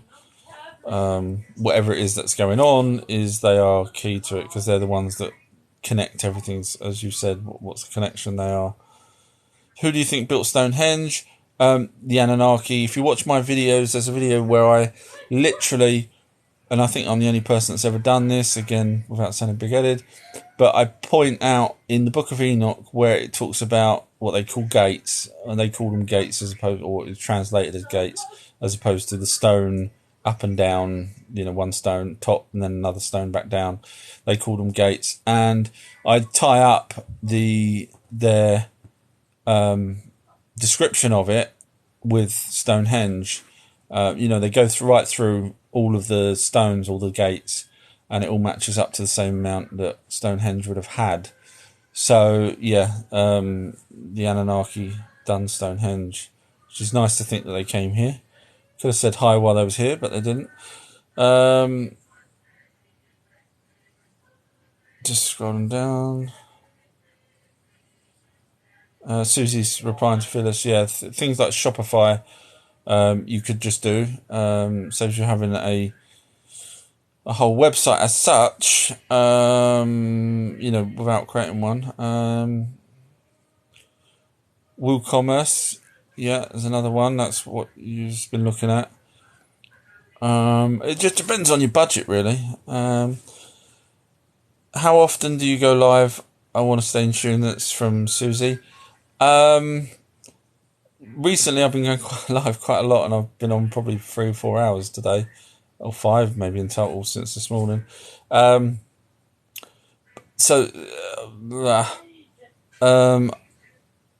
don't know. It just depends when as you saw, my boy comes in. I'm separated from his mum, so I live with my boy and one of my daughters. So my daughter's out at the moment, and so I have time other than with my boy. So that's why I do it now. But sometimes when my daughter's in, I don't do live. And sometimes when I'm out at work, I will sneak an hour in at lunchtime. So there's no sort of set pattern. I did try and do Mondays, but I'm working on another project at the moment. So lunchtimes I stop and divert my time to that. So at the moment, Mondays, I'm doing other things. So it's just a matter of when. Sorry.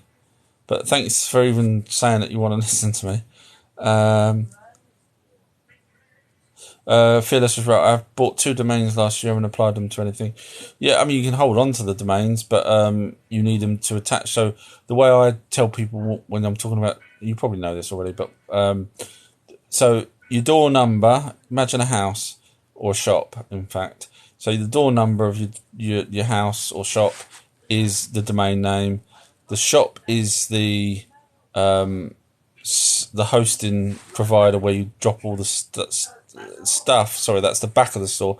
But in the shop, you've got the front of the store. So they call it, if you hear people saying front of the store and back of the store, they're referring to what you see on the front page, you know, like your pictures of what your products you're selling. And then the back of the store is like the back of a shop where you don't see. That's where all the files are hosted, where they're ended up being saved, etc. So you might use an FTP or something, file transfer protocol to. That's if you're doing a sort of normal shop as opposed to a pre-built one. But either way, that's how it works. So you need to attach your domains to a shop, shall we say? Otherwise, it'd just be floating in space.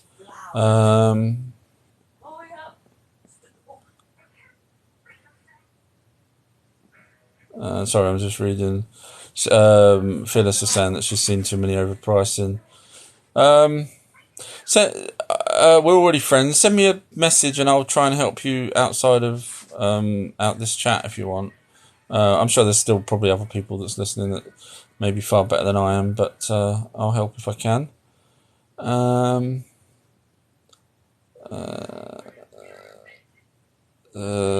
Just scrolling down. Phyllis has apologised to everyone for the questions about websites. That's all right. They all love you, so everyone's happy. Thank you for everyone for your input. That's nice of her to. I say hers because there's a picture of a pretty lady there, so forgive me if I'm wrong. Just scrolling down. People talking to each other. So what's your belief on why we are here on Earth? That's from Antone. Well, we're here because of the Anunnaki creating us, basically. If you're referring to why is life on Earth, I think it's just a series of chemicals that started to bump into each other, thanks to the tides of the moon that was here at that point. I don't think there's anything spiritual about why we're here. I think there are spirits, energy beings, but I don't think we're here to learn anything. I think the spirits are here to learn, which are joined with us, and they bug off when we die. But yeah, so I don't think there's anything, because obviously, other than the Anunnaki saying that there's a creator of everything, no one else sort of can show that there's a creator of everything. So even if there was a creator of everything, did he create us? In which case, I don't know if there's a reason why. Just got bored and wanted to play Sims with life on Earth, maybe. I don't know. Susie, I can listen to you all day long. Your voice is soothing and you talk a lot of sense. Oh, thank you. Thank you. Don't know what to say now. I've gone all red. Thoughts on alien agenda for us? That's from T Cat. Hi there. I recognise your name. Well, it depends on which alien. So, for example, the Pleiadians want us to be spiritually evolved. Now, there's me saying that we're not spiritual, but they want us to be spiritual. So, whatever that entails, or enlightened, or whatever it is that they want us to move up on. But is that spiritually aware, that we're aware of the spirits as opposed to us being spiritually aware? I don't know. But the Greys, with their hybrid program, they've put hybrids in on Earth. Is that to help us? Probably not, because when they started the hybrid program, it was years ago, before we had the gates of hell type people trying to kill us all. So I can't imagine them starting a hybrid program to put people, hybrids on Earth to save us, and at the same time deal with the military that are going to be the ones that are going to depopulate. So I can't see them doing that for that reason. So I think the Greys are just doing whatever they're doing for their own reasons, not to help us. there's probably a few other races out that do want to help us. Obviously, the light beings might want to help us, or they may have said, because I have heard that there's not enough souls for the amount of population there are on Earth, which is another reason why they want to depopulate. And if that's the case, then the light energy beings are more than happy for us to have these injectables, so that they can get depopulate and everyone get a soul. I don't know. So yeah, it's a good question, as Susie said. So, T-Cats wrote, "I agree with Susie. Your voice is very soothing." Now you're going to start making me do impressions, aren't you? My Sean Connery impression and all that. Better not. I'm dying. I used to do impressions, by the way. Oh God, yes, I know. That was another life, a long time ago. A man has wrote, I'm doing an essay on whether we have an obligatory to obey the law. Curious to hear your thoughts. That's a really good question, because technically we were bred to obey, from the Anunnaki. So that, that if you go right back, that's what we was bred to do. Same as dogs are bred. Certain dogs are bred to hunt. Certain dogs are bred to do different things, and we was bred to mine shafts for the Anunnaki. So if you go back to that side, then yes, we was born to obey. However, when the Anunnaki had relationships with the humans that they'd created, that was the ones that had to obey. That changed the dynamics, because obviously now you had demigods and things like that, which were half human and half Anunnaki, and then you have the Anunnaki that created certain gods from certain DNA strands, kings and priests and so on, from their own DNA strands, and they manipulated certain humans to become certain authorities. But as a general rule, because of that, I would totally agree with you and say, yes, we are a race that needs to be ruled and have some sort of person in charge. And that's why the Anunnaki created these people in charge using DNA, as written in ancient stone tablets. They specifically chose on and off switches on certain DNA. So that makes sense, yeah. So I would go along with that and say, yeah, we are a race that was born to serve or believe, follow someone else. Glasgow has wrote, what's your favourite Eki? Not sure what that's referring to, but if it's, I'm just going to make a joke here. If it's to do with Star Trek, I'd say probably the best of both worlds. Those of you that's Trekkies will know what that means. And I'm getting hearts there, because hopefully that's people that are Trekkies.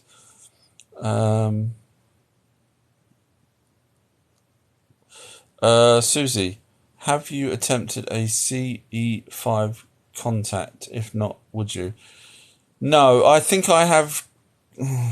I've said this before a few times, but I don't want to sound like a broken record if you heard it. But I think I was on a business trip in Tunisia in 2011, I think it was, and I was on my own. Second night there in a hotel, and I was lying down, and my phone rang. Someone sent me a text or a message, and I looked at the message because I was there for a business reason, so I needed to make sure that it was, like the meeting's not cancelled or something stupid for the next morning. So I looked at it, and it was one of my line producers to do a film. But I looked at the time, and it was 12 o'clock. I thought, oh, no, you could have sent me that message in the morning. So I went back to sleep, and what seemed like an instant, I could hear myself. Now, I know you're going to all think I'm a crackpot, but I could hear myself saying, please leave me alone, please leave me alone, please leave me alone. And I heard myself saying that, and I thought to myself, why the hell am I saying that? And then I could just about open my eyes. I know it sounds stupid. I know I'm one of these crackpots. And the room was dark, but not totally dark. There was still sort of outside lights on and whatever. So it wasn't totally dark. And I could see a figure beside the bed. I was laying on the edge of the bed, and my arm was dangling off the edge of the bed. And I tried to move my arm, and I couldn't. And I thought to myself, what's going on here? And I tried to move, and I couldn't. And this shadowy black sort of 3 foot thing, you know, I don't want to say a grey, but it looked like, you know, in the dark, it looked like a grey shape. And then I looked at the end of the bed, and there was another one at the end of the bed near where the TV is. And I thought, this, you know, what's going to happen now? And I was still trying to move my arm and everything. Anyway, they both walked round the corner towards where the toilet is and the main door. And literally, as soon as they walked round the corner, my arm sprang up. Where I was obviously trying to lift my arm up, it just sprang up. And I thought, whoa. So I sat up, and I thought, whoa. You know, and I thought, okay, was that real? I haven't got pins and needles in my arm. I thought, my God, what's just happened? So I grabbed the phone.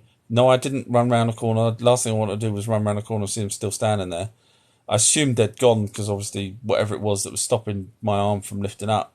So I grabbed my phone and I looked at it. It was 12:02. 2 minutes had passed. And straight away I thought, there's no way I got into REM sleep that quick. So that's why I probably won't want to contact what? Look at this. No, you're not going to my computer.